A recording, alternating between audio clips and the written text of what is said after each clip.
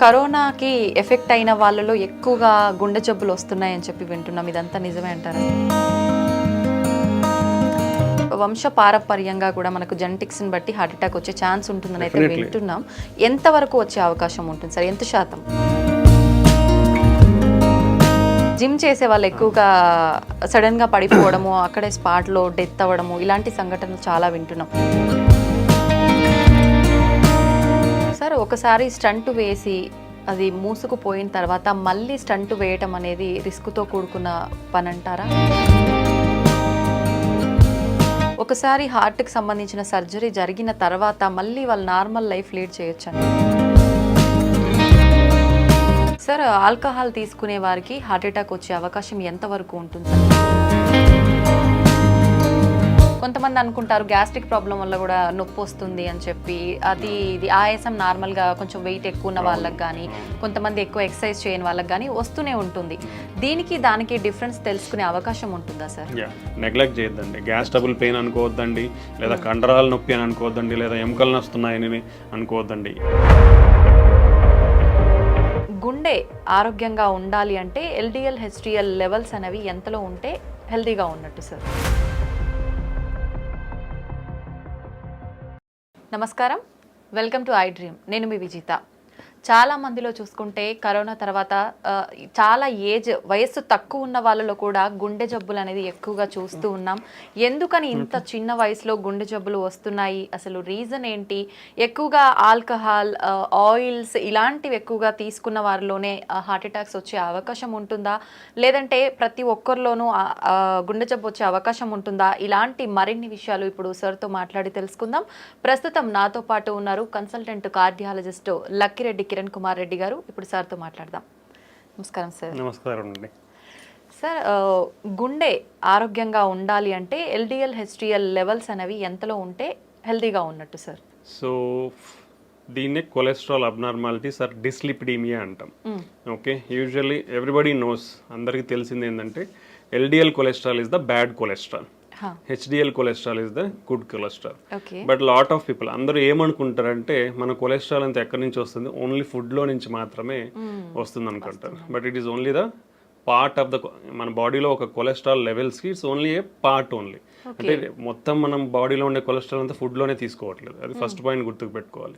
Second thing ఏంటంటే మన బాడీలో any food, what ever food we take, so primarily మనకు ఉండేది proteins, carbohydrates and fats.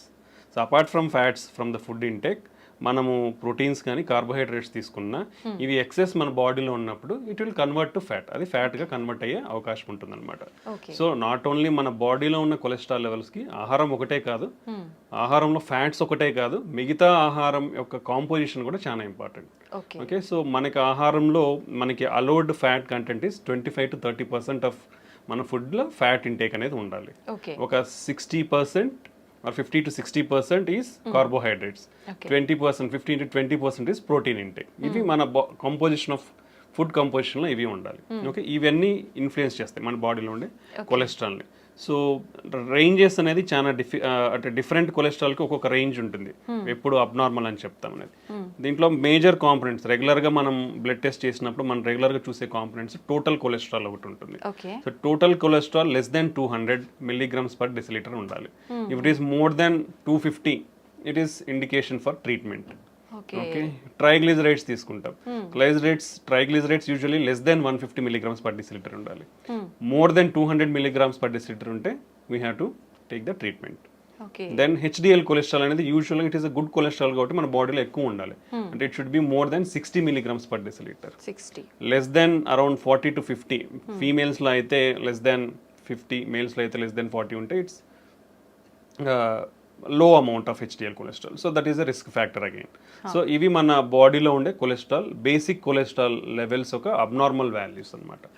But even ఈ లెవెల్స్ కూడా ఒక్కొక్కసారి మనకి విత్ ఇన్ నార్మల్ రేంజ్ ఉండొచ్చు. ఉండి ఈవెన్ దెన్ పేషెంట్స్ కానీ పీపుల్ హార్ట్ అటాక్ వచ్చే ఛాన్సెస్ ఉండొచ్చు. So there are another component of cholesterol, అంటే సబ్ కాంపోనెంట్స్ ఆఫ్ లిపిడ్స్ అంటాం మనం. లైక్ లైపోప్రోటీన్ ఏ అనేది ఇంపార్టెంట్, అపోలైపోప్రోటీన్స్ అనేవి ఉంటాయి.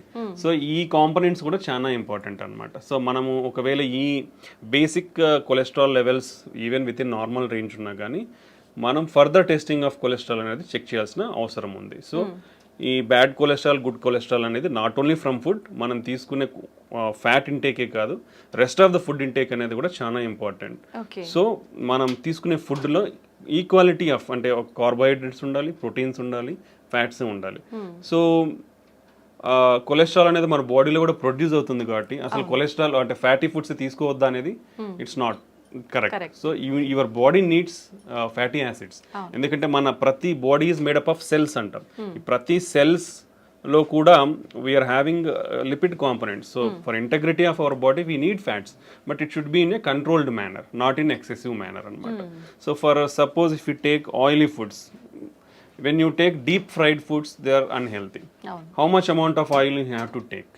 So oil is limitation around 4 teaspoons.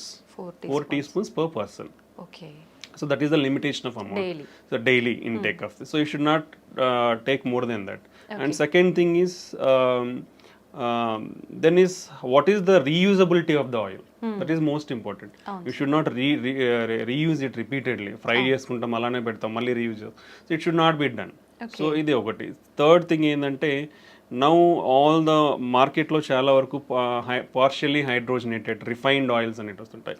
Those are not healthy. So whatever it is cold pressed oils or organic oils ఉంటే those are better. So for fat intake. So these are the cholesterol abnormality levels to consider. Okay, ఎక్కువగా అంటే మనం తీసుకునే foods వల్ల కూడా heart attack వచ్చే chance ఉంటుంది కాబట్టి అటువంటి ఫుడ్స్ ఏంటి సార్ అసలు? బేసికల్లీ బేసికల్లీ ప్రతి ప్రాబ్లమ్కి whatever problem you take now it is it related to lifestyle. What is meant by lifestyle? 2 basic components of lifestyle is food and exercise. So in the food, healthy food. So what is healthy food? If you come to heart, what is heart healthy food? So usually ga manaki clinical studies and trials lo prove aina diets patterns anedi konni unnai. One of the important diet pattern is called Mediterranean diet pattern antam. So this is the Mediterranean anedi oka sea surrounding areas lo they follow this diet pattern. Vallalo heart problems ne chala takku unnai. So that is why it is recommended to safeguard your heart. Heart హెల్తీగా పెట్టుకోనికి that is usually the recommended diet. దీంట్లో ఏముంటాయి? So బేసికల్ it's like A pyramid. ఈ పిరమిడ్ల base అనేది చాలా పెద్దగా ఉంటుందంటే లార్జ్ అమౌంట్ ఆఫ్ క్వాంటిటీ తీసుకోవాలి. Top of the pyramid small ఉంటుంది కాబట్టి అవి లో అమౌంట్ తీసుకోవాలి. So if you come to the base of the pyramid, first thing is exercise is compulsory in this diet pattern. That everybody has to follow. ఎటువంటి exercise చేయాల్సి ఉంటుంది sir? మనకి guide lines ప్రకారం, అమెరికన్ గైడ్ లైన్స్ ప్రకారం 150 minutes of moderate intensity exercise per week. అంటే daily 30 minutes for 5 days. Moderate intensity exercise అంటే కొంచెం walk, brisk walk are mild cycling కానీ మైల్డ్ స్విమ్మింగ్ కానీ ఇలా చేస్తే that amount of exercise for 30 minutes per day is enough. లేదా high intensity exercises అంటాం, that is required only 75 minutes per week. అంటే 20 minutes for 3 days, like 60 to 75 minutes per week. That is enough. So that even with this minimum exercise, you can stay healthy. Like what are the high intensity exercises? Like jogging and running, full length swimming, tennis ఆడడం, single person tennis ఆడడం, ఇవన్నీ కూడా high intensity exercises. Along with that for 3 days a week, a minimum time like 15 to 20 minutes of strengthening exercises. That also will have a positive impact on our heart health anamata. So these are the exercise recommendations for one person to follow. So if we follow out, then diet. The diet basically contains of whole grains and cereals. అంటే పప్పు దినుసులు అవన్నీ కూడా refined. ఇప్పుడు మనం rice తీసుకోండి, wheat తీసుకోండి, whatever the products available in the market, they are all refined. So refined foods అనేది యూ షుడ్ స్టాప్. ఒకరు ఈ రిఫైన్డ్ ఫుడ్స్ అనేది తినడం స్టాప్ చేయాలి. Because these are having high glycemic index, high glycemic, so more absorption and immediately sugar levels will rise, hormonal imbalance, insulin imbalance, all this will happen. So you should keep away from this refined foods nunchi dooram undali. Whole grains like whole wheat, brown rice, unpolished rice, ilanti తీసుకొని like millets, other grains, పప్పు దినుసులు ఇవన్నీ ఎక్కువ అంటే minimum daily you should take around 3 servings per day. You have to take these things. Next comes fruits and vegetables. Fruits and vegetables are one of the important component. Vegetarian diet, plant-based diet is much healthier than animal-based diet. Okay. So daily you should take around 4 to 5 servings of fruits and vegetables. In India, if you come, hardly less than 50% of the population in India eat only 1 time a week. అంటే ఒక్కసారి మాత్రమే వారంలో fruits తీసుకుంటున్నారు మన భారతదేశంలో. You see how much gap is there. Okay, even vegetables కూడా like daily 4 to 5 servings of vegetables కూడా it is hardly 20 to 25% in whole India. Okay. So you see how much gap in the diet, healthy dietary patterns we are following. Okay, this is one of the important. Next thing is oils. Oils, limited amount. 1 teaspoon is equal to 5 grams. Okay. Okay, you should take around 4 to 5 teaspoons per person. That is the limitation amount. And reusable oils అనేది ఉండకూడదు. So among these oils, extra virgin olive oil is the better thing. And any plant based oil is good. ఆ plant based oils లో కూడా we have to go for like cold pressed oils. Better avoid refined oils అనేది avoid చేయాలి. దాంట్లో కూడా mono unsaturated or poly unsaturated fatty acids ఉన్న ఆయిల్స్ని prefer చేయాలి. Like sunflower, soybean oil, sesame oil, ఇవి they are good in mono or poly unsaturated fatty acids. Okay, then if you come to poultry or fish, non-vegetarian. In non-vegetarian, usually the preferred is fish. Okay. Any oily fish or fish is the preferred non-vegetarian diet. Apart from that, poultry, chicken. Chicken doesn't have any harmful effects on the heart. So you can take a chicken. That also like 2 to 3 servings per week. Not more than that. Okay. Then if you come to dairy products, dairy also 1 or 2 times a day you can take dairy products. Then on the top, which is the minimal amount, like hardly once in a month, or even less than that, all the processed foods and the red meat. Red meat comes like mutton, lamb, sheep, pork, beef. All this comes under red meat. So it is not advisable to take all these things. And all sugar sweetened beverages like cool drinks, which is the very harmful. బయటికి పోతే చాలు cool drink తాగుతారు, అది అలవాటు అయిపోతుంది అందరికి. So అది avoid చేయాలి. బికాస్ అసలు అంటే హార్డ్లీ మంత్లో వన్స్ అని చెప్తున్నాం, ఇక్కడ అందరు చేసేది అంటే డైలీ 3 times తాగుతారు. You see how much harmfulness we are getting into our body. And all the bakery products, like all are coming from the refined wheat. Like maida nunchi bakery products anni samosalu gaani, pufflu gaani, even if you see cakes, lot of cream is there. So all things are refined products only. You should avoid. Hardly less than a month you should eat. But this is the bad thing. ఆ పైన ఉండేదే మనం అందరం కింద ఎక్కువ తింటున్నాం. So this is the unhealthy thing you should not follow.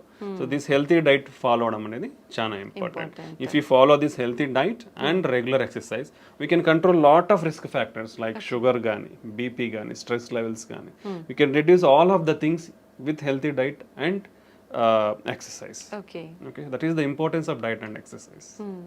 Sir చాలా మందిలో వింటుంటాము హార్ట్ అటాక్ అనేది సడన్ గా వస్తుంది, ఇంతకుముందు ఎప్పుడు ఉండదు, సడన్ గా వస్తుంది, ఎటువంటి సిమ్టమ్స్ కూడా లేవు, చాలా యాక్టివ్గా హెల్తీగా ఉన్నారు అని చెప్పి. నిజంగా ప్రతి ఒక్కరిలో కూడా సిమ్టమ్స్ అనేవి కనిపించవంటారా సార్ హార్ట్ అటాక్ వచ్చే ముందు? యూజువల్లీ హార్ట్ అటాక్ అనేది ఎందుకు వస్తుందంటే మన రక్తనాళాలు అంటే గుండె పైన 3 రక్తనాళాలు ఉంటాయి. So left side 2, right side 1. ఇది వైటల్, మన హార్ట్ పంపింగ్ కి మన హార్ట్ కూడా బ్లడ్ సప్లై అవ్వాలి. మన హార్ట్ ఏం చేస్తుంది, మన బాడీకి బ్లడ్ సప్లై చేస్తుంది. బట్ హార్ట్కి కూడా బ్లడ్ సప్లై కావాలంటే ఆ రక్తనాళాల ద్వారా బ్లడ్ అందాలి. ఓకే, సో ఆ రక్తనాళాలలో లోపల అంటే మనం ఇది ట్యూబ్ అనుకుంటే ఈ లోపల ఇన్నర్ లైనింగ్ లో మనకి ప్రాబ్లం అంతా స్టార్ట్ అయ్యింది.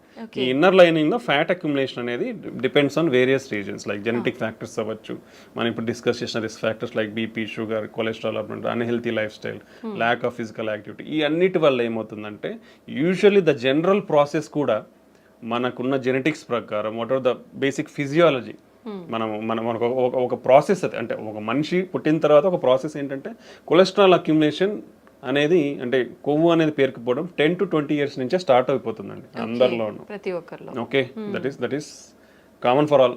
ఓకే, అది స్టార్ట్ అవుతుంది around from 20 years it will start. అది ఫర్దర్గా ఎలా హార్ట్ అటాక్ దారి తీస్తుంది అనేది it depends on all these risk factors we discussed.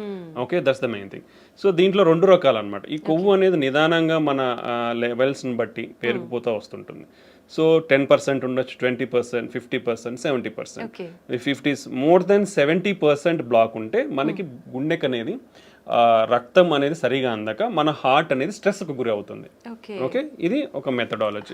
So అలా స్ట్రెస్కు గురైనప్పుడు ఏమవుతుంది, ఇప్పుడు నేను నడుచుకుంటూ పోతున్నాను ఫాస్ట్గా, నాకు ఎక్సర్సైజ్ ఉన్నప్పుడు మన బాడీకి స్ట్రెస్ గురైనప్పుడు ఏమవుతుందంటే మనకు పంపింగ్ ఎక్కువ కావాలి. పంపింగ్ ఎక్కువ కావాలంటే హార్ట్కి బ్లడ్ అనేది ఎక్కువ అందాలి. ఎప్పుడైతే ఈ బ్లాక్ ఉంటుందో, లైక్ ఇప్పుడు ఇట్లా ఉంది, ఒక ట్యూబ్ ఉంది అనుకోండి, వాటర్ ఫ్లో అవుతుంది. ఇప్పుడు కంప్లీట్గా నార్మల్గా ఉన్నప్పుడు ఫాస్ట్గా ఫ్లో అవుతుంది. అదే నువ్వు హాఫ్ బ్లాక్ అయిపోయింది అనుకోండి, స్లో వస్తుంది. లైక్ ద సేమ్ వే మన హార్ట్ గుండె రక్తనాళాల్లో కూడా ఈ బ్లడ్ అనేది ఈ బ్లడ్ వెజల్ అనేది మూసుకుపోయింది అనుకోండి 70%, బ్లడ్ స్టెప్ అనేది తగ్గిపోయినప్పుడు హార్ట్ పంపింగ్ అనేది తగ్గుతుంది. అప్పుడు మనకు సిమ్టమ్స్ లైక్ నడిచినప్పుడు కానీ, ఏదైనా పని చేసినప్పుడు కానీ, స్ట్రెస్లో ఉన్నప్పుడు ఆయాసం రావడము, ఛాతీ నొప్పి రావడము, కళ్ళు తిరగడము, వీక్నెస్ లాగా ఉండడము, ఇలా మేనిఫెస్ట్ అవుతుంది కొందరిలో. ఇది అంటే మేజర్ హార్ట్ అటాక్ రాకముందు, సడన్ హార్ట్ అటాక్ రాకముందు ఇలాంటి సిమ్టమ్స్ ఫేస్ అయ్యే ఛాన్స్ ఉంటుంది. బట్ చాలా మంది ఏం చేస్తారంటే ఇవి ఏజ్ తో రిలేటెడ్ అలా వచ్చినాయి అనుకోవడమో, లేదంటే నేను పని చేసినాను కాబట్టి పని చేస్తే ఇలా ఉంటాయి అనుకోవడం అనేది నెగ్లెక్ట్ చేస్తారు. సో ఆ నెగ్లిజెన్స్ వల్ల వీళ్ళు రికగ్నైజ్ చేయకపోవడం వల్ల సడన్ గా హార్ట్ అటాక్ కి గురవుతారు. బట్ ఇది ఒక కాంపోనెంట్ అయితే, ఇప్పుడు మనం 70% అయితే మనకు సిమ్టమ్స్ తెలుస్తాయి. But even sudden heart attacks అనేది ఈ మెకానిజం వేరు. ఈ సడన్ హార్ట్ అటాక్ లో ఏమవుతుందంటే, ఫర్ సపోజ్ 20% బ్లాకే ఉంది మనకి, 20% బ్లడ్ ఫ్లో బాగానే ఉంటుంది. బట్ ఈ అన్కంట్రోల్ షుగర్ కానీ, బీపీ ఎక్కువైనప్పుడు కానీ, లేదా స్ట్రెస్ గురైనప్పుడు కానీ, ఇలా ఏమవుతుందంటే ఈ పొర ఉంటుంది, ఏది కొలెస్ట్రాల్ పెరిగిపోయిన దాని మీద పొర, అది సడన్ గా రప్చర్ అయిపోతుంది, బర్స్ట్ అయిపోతుంది. బర్స్ట్ అయినప్పుడు ఈ లోపల ఉండేటివి బ్లడ్లో ఎక్స్పోజ్ అవడం వల్ల మన బ్లడ్లో ఉండే ప్లేట్లెట్స్ కోయాగులేషన్ ఫ్యాక్టర్స్, అంటే బ్లడ్ క్లాటింగ్ ఫ్యాక్టర్స్ అంటాం, ప్లేట్లెట్స్, అవి సడన్గా వచ్చేసి అక్కడ అన్ని చేరుకుపోతాయి. చేరుకుపోయినట్టు ఇమీడియట్గా బ్లడ్ వెజల్ అనేది బ్లాక్ అవుతుంది. ఇమీడియట్గా బ్లాక్ అయినప్పుడు సడన్ హార్ట్ అటాక్ వస్తుంది అనమాట. ఇది సడన్ హార్ట్ అటాక్ రానికి ముఖ్య కారణం. ఓకే, సో దానికి మనము ప్రియంటివ్గా మనకున్న రిస్క్ ఫ్యాక్టర్స్ని చెక్ చేసుకోవడం, రెగ్యులర్గా ఉన్న వాటిని కంట్రోల్లో పెట్టుకోవడం, హెల్తీ లైఫ్ స్టైల్ ఫాలో అవడం వల్ల ఇవన్నీ తగ్గించుకునే ఛాన్స్ ఉంటుంది. But we can't completely prevent, we can reduce the chances, but we can't completely prevent. Okay, ఇది mechanism of heart attack. So ప్రీవియస్గా ఏ సిమ్టమ్స్ లేని వాళ్ళు కూడా ఈ 20% ప్లాక్స్ అనేది సడన్ గా బర్స్ట్ అయినప్పుడు సడన్ హార్ట్ అటాక్ వచ్చే అవకాశం ఉంటుంది అనమాట. ఓకే, ఇది అక్యూట్ హార్ట్ అటాక్ అంటాం. మనం ఫస్ట్ ప్రీవియస్గా స్లోగా నడిచేటప్పుడు వచ్చేదాన్ని chronic coronary syndromes, chronic heart attack లాగా చెప్పొచ్చు అనమాట. ఇది మనకు హార్ట్ అటాక్ వచ్చే విధానం. ఓకే సార్, ఇందాక మీరు కూడా చెప్పారు చాలా మంది నెగ్లెక్ట్ చేస్తారు ఇలాంటి సిమ్టమ్స్ ఉన్నప్పుడు అని. కొంతమంది అనుకుంటారు గ్యాస్ట్రిక్ ప్రాబ్లం వల్ల కూడా నొప్పి వస్తుంది అని చెప్పి, ఇది ఆయాసం నార్మల్ గా కొంచెం వెయిట్ ఎక్కువ ఉన్న వాళ్ళకి కానీ, కొంతమంది ఎక్కువ ఎక్సర్సైజ్ చేయని వాళ్ళకి కానీ వస్తూనే ఉంటుంది. దీనికి దానికి డిఫరెన్స్ తెలుసుకునే అవకాశం ఉంటుందా సార్?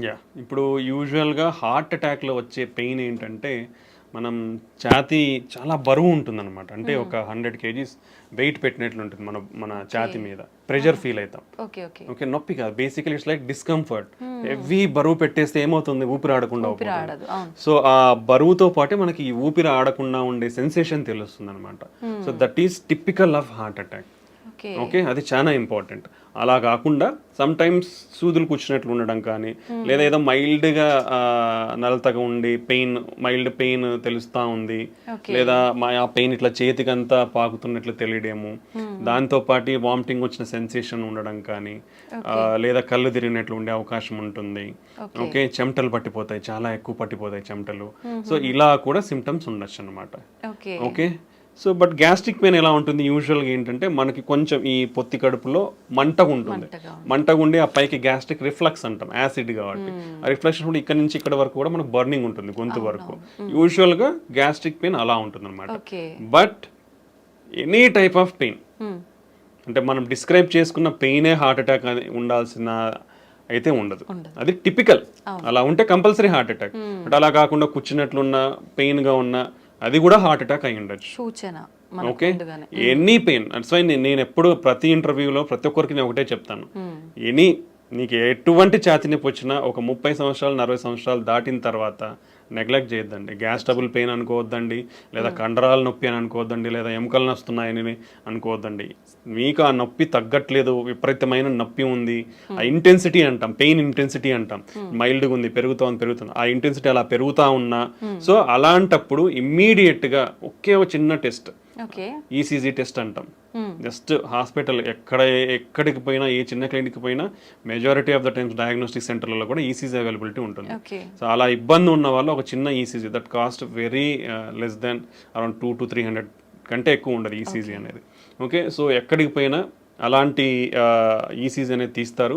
సో ఆ చెస్ట్ పెయిన్ అనేది ఎటువంటి చెస్ట్ పెయిన్ ఉన్నా ఒక ఈసీజీ తీసుకుంటే ప్రాణం కాపాడుకోవచ్చు. ఎందుకంటే అక్యూట్ హార్ట్ అటాక్ ఈసీజీలో చాలా ఈజీగా తెలిసిపోతుంది.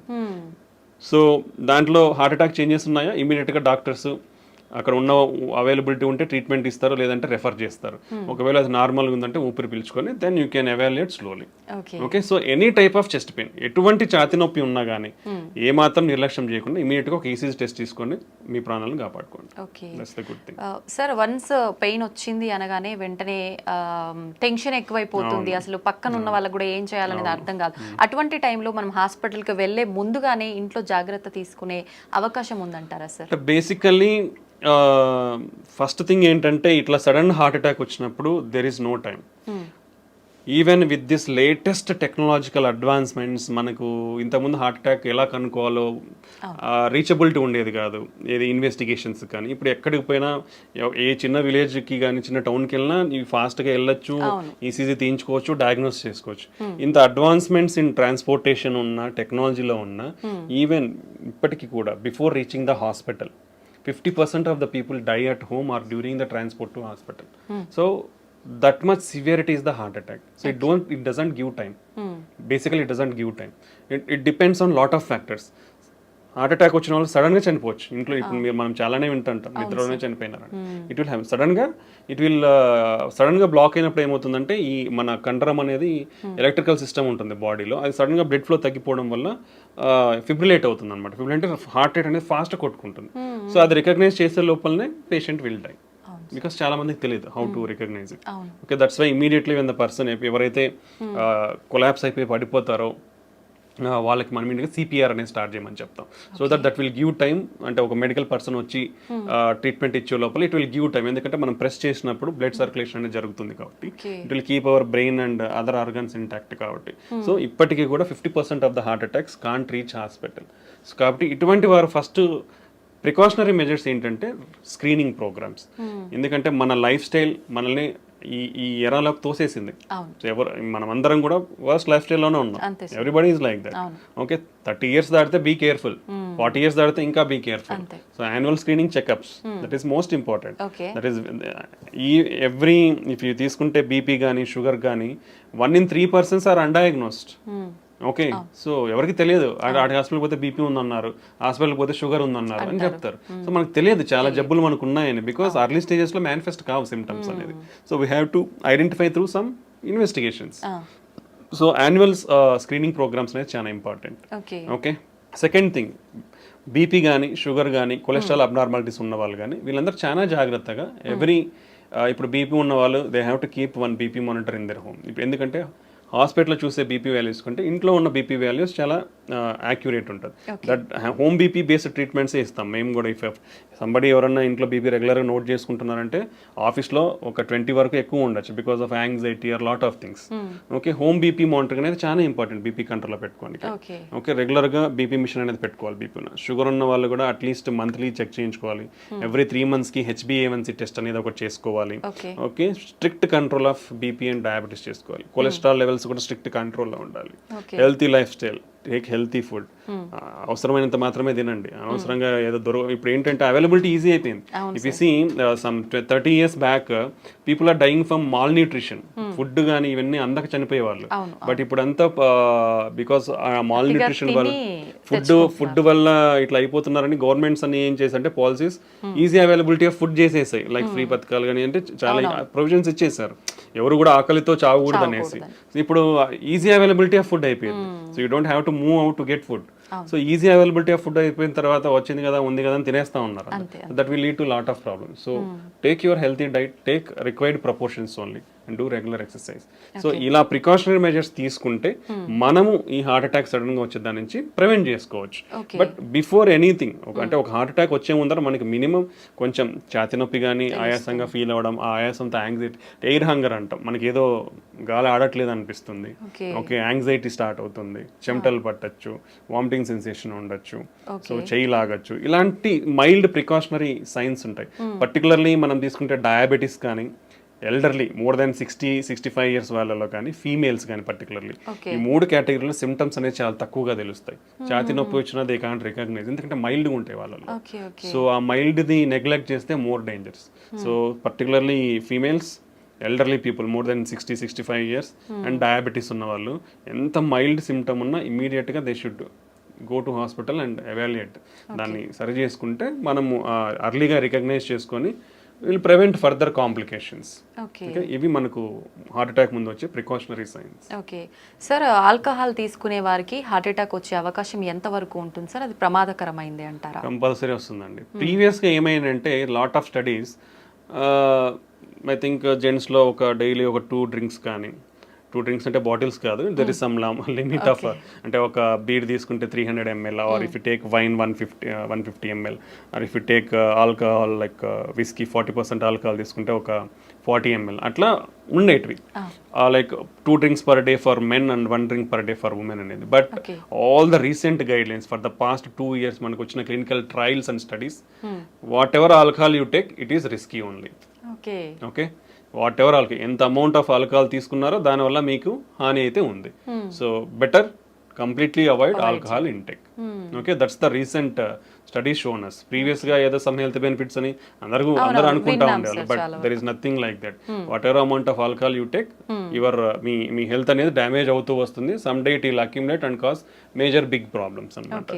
సో ఇలా ఒకటి ఉంటుంది. రెండోది, ఆల్కహాల్ అనేది ఎప్పుడో ఒకసారి కదా తాగేది అనుకొని, ఈరోజు వేసేసేయాలి బాటిల్స్ అనుకొని 3 బాటిల్స్ ఇట్లా తీసుకునే వాళ్ళు ఉంటారు కొందరు, ఎప్పుడో ఒకసారి తీసుకుంటున్నాను కదా, అది కూడా రాంగ్. ఎందుకంటే అంత బింజ్ ఆల్కహాల్ డ్రింకింగ్ అంటాం దాన్ని. సో ఆ బింజ్ ఆల్కహాల్ డ్రింకింగ్ ఏమవుతుందంటే హార్ట్ రేట్ అబ్నార్మాలిటీస్ ఉంటాయి. హార్ట్ రేట్ అబ్నార్మాలిటీస్, సడన్ గా హార్ట్ రేట్ ఎక్కువైపోయి patient may die. Okay, so binge alcohol drinking avoid completely. Okay, that is second most important. Chronic alcohol intakes, రోజు 2 తీసుకుంటున్నా, 3 తీసుకుంటున్నా, నాకేమైతుంది, నేను బాగున్నా కదా, టెస్ట్లన్నీ చేయించుకున్నా నార్మల్గా ఉన్నాయి, పోయినసారి చేయించుకున్నా, ఈసారి చేయించుకున్నాను నార్మల్గా ఉన్నాయి అనుకుంటారు. But some day your heart is going to fail. So alcoholic cardiomyopathy అంటాం. ఒకసారి హార్ట్ ఫెయిల్ అయ్యి ఇర్రివర్సిబుల్ స్టేజ్లోకి వెళ్ళింది అనుకోండి, నథింగ్ విల్ హెల్ప్. ఎన్ని మందులు అన్నా ఏం చేసినా నీకు మళ్ళీ నార్మల్ ఫంక్షన్కి రాదు. వీ హ్యాడ్ సీన్ యంగ్స్టర్స్ ఆ స్టేజ్కి పోవడం కూడా మేము చూసాము.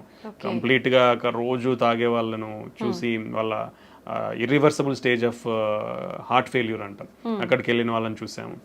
నెక్స్ట్ వీళ్ళల్లో ట్రైగ్లిజరైడ్ అబ్నార్మాలిటీస్ వచ్చే ఛాన్స్ ఉంటుంది, దెన్ హార్ట్ అటాక్స్ వచ్చే ఛాన్స్ ఉంటుంది. Okay, even they are more prone to liver disease, chronic liver disease and cirrhosis అంటాం, ప్యాంక్రటైటిస్ అంటాం. సో లాట్ ఆఫ్ కాంప్లికేషన్, అంటే not only heart, it will damage other organs also. So when ఒకసారి ఇది హానిగా అనిపిస్తుంది అంటే you should get away from system అంతా effect అవుతుంది. So you should get away from them. Better don't take alcohol. అలవాటు ఉన్న వాళ్ళు కూడా, if it is difficult for you to stop, reduce your amount slowly and completely stop it and stay healthy. Okay, అది alcohol related side effects.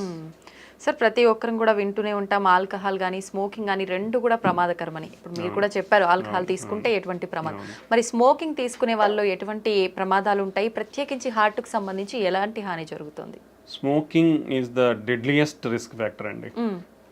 రెండు పెద్ద అనారోగ్యాన్ని చేయగలిగే జబ్బులు ఏంటంటే, ఒకటి షుగర్, రెండోది స్మోకింగ్. ఈ రెండు చాలా డేంజరస్. అంటే బాడీలో ప్రతిదీ అఫెక్ట్ అయిపోతుంది. ఈ రెండింటి వల్ల ప్రతి ఆర్గన్ బాడీలో అఫెక్ట్ అయిపోతుంది. స్మోకింగ్ అనేది మన బ్లడ్ వెజల్స్లో ప్రతి బ్లడ్ వెజల్ని కొవ్వు పెరిగిపోయే ఛాన్స్ ఇస్తుంది, ఇన్ఫ్లమేషన్ ఉంటుంది, బ్లడ్ క్లాటింగ్ రిస్క్ పెరుగుతుంది. సో ఒక బ్లడ్ వెజల్ అనేది మన బాడీ మొత్తం బ్లడ్ వెజల్స్ ఉంటాయి. సో ఎక్కడైనా ఇవి అఫెక్ట్ అవ్వచ్చు. సో ఒక ఆర్గాన్, ఏ ఆర్గాన్ బ్లడ్ వెజల్ అఫెక్ట్ అయితే ఆర్గాన్ ఫెయిల్ అయిపోతుంది. And particularly smoking will cause every type of cancer. మనకు తెలిసిందే, oral cancer, okay, lung cancer, esophageal cancer, pancreatic cancer, colon cancer, అన్నీ వస్తాయి స్మోకింగ్తో. Okay, and definitely smoking heart అటాక్స్కి one of the biggest cause. Smoking వల్ల ప్రపంచంలో సంవత్సరానికి 1 billion people are dying. ఇండియాలో 1 million people are dying because of smoking. Almost 30% of the Indians are smokers. Okay, ఇది మన statistics. So that much serious side effects ఉన్నప్పుడు you should completely stop it. Usually governments కూడా they are not able to ban because of I don't know lot of reasons, but they are bringing lot of strict regulatory మెజర్స్లో every pack మీద completely avoid smoking అనేది definitely ఉంటుంది. Everywhere they display, even in public places like theatres they are displaying stop smoking and they are showing the consequences చూపిస్తున్నారు. Brain stroke, cancers, heart attacks, emphysema, lung problems, ఆయాసం రావడము. So what not every organ is getting affected. So completely stop smoking. It is dangerous. Smoking అంటే మనం smoking చేయడమే కదండి, మీరు ఇప్పుడు నీ చుట్టుపక్కల వాళ్ళు కూడా అఫెక్ట్ అవుతారు. ఇఫ్ సంబడీ స్మోకింగ్, చుట్టుపక్కల వాళ్ళు ఒక 10 మంది ఉంటే వాళ్ళు 10 మంది కూడా అఫెక్ట్ అవుతారు. That is called as second hand smoke అంటాం. సార్ స్మోక్ చేసిన వాళ్ళకంటే ఎక్కువ పక్క వాళ్ళకే ఎక్కువ ఎఫెక్ట్ అయ్యే ఎక్కువ అనేది లేదు కానీ ఎక్కువ అని చెప్పలేము. స్మోక్ చేసే వాళ్ళు ఎంత ఎఫెక్ట్ అవుతారో సెకండ్ హ్యాండ్ స్మోక్ అంటే పక్కన దాక్కుండా పీల్చుకునే వాళ్ళు కూడా అఫెక్ట్ అవుతారు. So it can be seen in both ఫీమేల్స్లో కానీ మనము పెద్దవాళ్ళలో అయితే వాళ్ళకి గుండె జబ్బులు రావచ్చు, బ్రెయిన్ స్ట్రోక్ రావచ్చు, ఊపిరితిత్తుల ప్రాబ్లమ్స్ ఇవన్నీ వచ్చు. చిన్నపిల్లలలో కూడా వాళ్ళకి ఊపిరితిత్తుల ప్రాబ్లమ్స్, రికరెంట్ రెస్పిరేటరీ ట్రాక్ట్ ఊపిరితిత్తుల infections or upper respiratory tract infections, low birth weight, ఇలా చాలా కారణాలు ఉండే అవకాశం. సో ఒక ఫ్యామిలీలో మీరు ఇంట్లోనే తాగుతున్నారంటే మీ వైఫ్ అఫెక్ట్ అవుతుంది, మీ పిల్లలు ఇబ్బంది అవుతారు. ఓకే, ఆల్వేస్ రిమెంబర్, ఒక సిగరెట్ తాగే మనిషి నేనేదో తాగుతున్నా నా ఆరోగ్యం పాడైపోతుంది అని అయితే ఎప్పటికీ అనుకోవద్దండి. మీ ఆరోగ్యం కూడా ఆరోగ్యమే కాబట్టి స్టాప్ చేయండి. మీ ఆరోగ్యంతో పాటు మీరు స్మోక్ చేయడం వల్ల పక్కన వాళ్ళ ఆరోగ్యాన్ని కూడా నాశనం చేస్తున్నారు. సో పక్కన వాళ్ళు కూడా కొంచెం ఇనిషియేటివ్ తీసుకొని అలా ఎవరైనా చేసినప్పుడు వాళ్ళకి చెప్తే వాళ్ళు అట్లీస్ట్ పోయి పక్కకు పోయినా తాగేస్తారు, లేదంటే మానేయమన్నా మానేస్తారు అప్పుడు. Okay, so and you should encourage smokers. ఎవరైతే సిగరెట్స్ తాగుతున్నారో వాళ్ళకి ఇవన్నీ చెప్పి వాళ్ళని ఎంకరేజ్ చేయాలి to quit smoking. Because smoking అనేది స్టాప్ చేసిన తర్వాత హార్ట్ అటాక్ రిస్క్ తగ్గనికి 10 సంవత్సరాలు పడుతుందండి. ఒక మనిషి ఇప్పుడు స్మోకింగ్ స్టాప్ చేసినా కానీ అతనికి హార్ట్ అటాక్ రిస్క్ తగ్గనికి, అంటే హీ స్మోకింగ్ మానేసినాక కూడా 10 years వరకు అతనికి హార్ట్ అటాక్ రిస్క్ చాలా ఎక్కువ ఉంటుంది. Okay, that is the impact of smoking. మానేసాకే అన్ని ఇయర్స్ ఉంటే కంటిన్యూ ఉన్నప్పుడు ఎంత సిగ్నిఫికెంట్ ఉంటుందో ఆలోచించాలి అందరు కూడా. Okay, that is most important. So next ఏమొస్తాయంటే మనకు సెకండ్ హ్యాండ్ స్మోక్ కాకుండా called as e-cigarettes అంటారు. Those are also dangerous. Okay. Smoking related anything like e-cigarettes, దాంట్లో నికోటిన్ ఉండదు. But still lot of studies, even in US studies also showed, even if somebody advertise that non-nicotine cigarettes ఉన్నా కానీ దాంట్లో కూడా nicotine ఉంటుంది. Nicotine లేకపోయినా lot of damaging products like metallic, tin, lead, mercury లాంటి చాలా కాంపౌండ్స్, డేంజరస్ కాంపౌండ్స్ ఉంటున్నాయి. So even everything, hookahs is also dangerous. E-cigarettes, hookahs, everything is dangerous. So completely avoid all those products and stay healthy. Okay sir, చాలా మంది pan, gutka ఇలాంటివి ఎక్కువగా తీసుకుంటూనే ఉంటారు non stop గా, ఎక్కడ పడితే అక్కడ ఉమ్మేస్తూ ఉంటారు. అలాంటి వాళ్ళకి కూడా గుండె జబ్బులు వచ్చే అవకాశం ఉంటుంది. డెఫినెట్లీ వస్తాయండి. పాన్, గుట్కా అనేది కూడా ఏముంది, పొగాకే కదా. పొగాకు పీల్చినా నమిలినా అంతా లోపలికే పోతుంది, బ్లడ్ లోకే అబ్జర్వ్ అవుతుంది. ఆ కెమికల్స్ అన్ని బ్లడ్ లోకే పోతాయి. ఫైనల్ గా బ్లడ్ లోకి వెళ్ళిన తర్వాత ప్రతి ఆర్గాన్ని ఎఫెక్ట్ చేస్తాయి. సో స్మోకింగ్ అయితే ఎంత డేంజరస్, గుట్కా, పాన్ ఇలాంటివి కూడా అదే రేంజ్లో డేంజరస్. సో దానివల్ల పర్టికులర్లీ మోర్ ఏంటంటే మౌత్ క్యాన్సర్స్, ఓరల్ క్యాన్సర్స్ ఎక్కువ ఉంటాయి. ఎందుకంటే డైరెక్ట్లీ ఇట్ ఈస్ ఈ ఏరియాలో అఫెక్ట్ అవుతుంది కాబట్టి. బట్ బ్లడ్లో కూడా అబ్జర్వ్ అయిపోయి ఆ కాంపౌండ్స్ అన్ని it is also cause heart attacks and brain strokes. So that also too dangerous. Completely avoid all these things. Sir, cardiac arrest అంటూ ఉంటారు. హార్ట్ అటాక్ కి దానికి మధ్య డిఫరెన్స్ ఏమైనా ఉందా సార్? రెండు ఒకటేనా? రెండు డిఫరెంట్ అండి. Okay, this is very important. Heart attack అంటే మనం ఆల్రెడీ మాట్లాడుకున్నాం. అంటే మన గుండె రక్తనాళాలలో బ్లాక్స్ వస్తే ఆ బ్లాక్ వల్ల బ్లడ్ సప్లై సడన్ గా ఆగిపోయి హార్ట్ మజిల్ అనేది సడన్ గా వీక్ అవుతుంది. దాన్ని హార్ట్ అటాక్ అంటాం. ఓకే, కార్డియాక్ అరెస్ట్ అంటే గుండె కొట్టుకునేది సడన్ గా ఆగిపోవడం.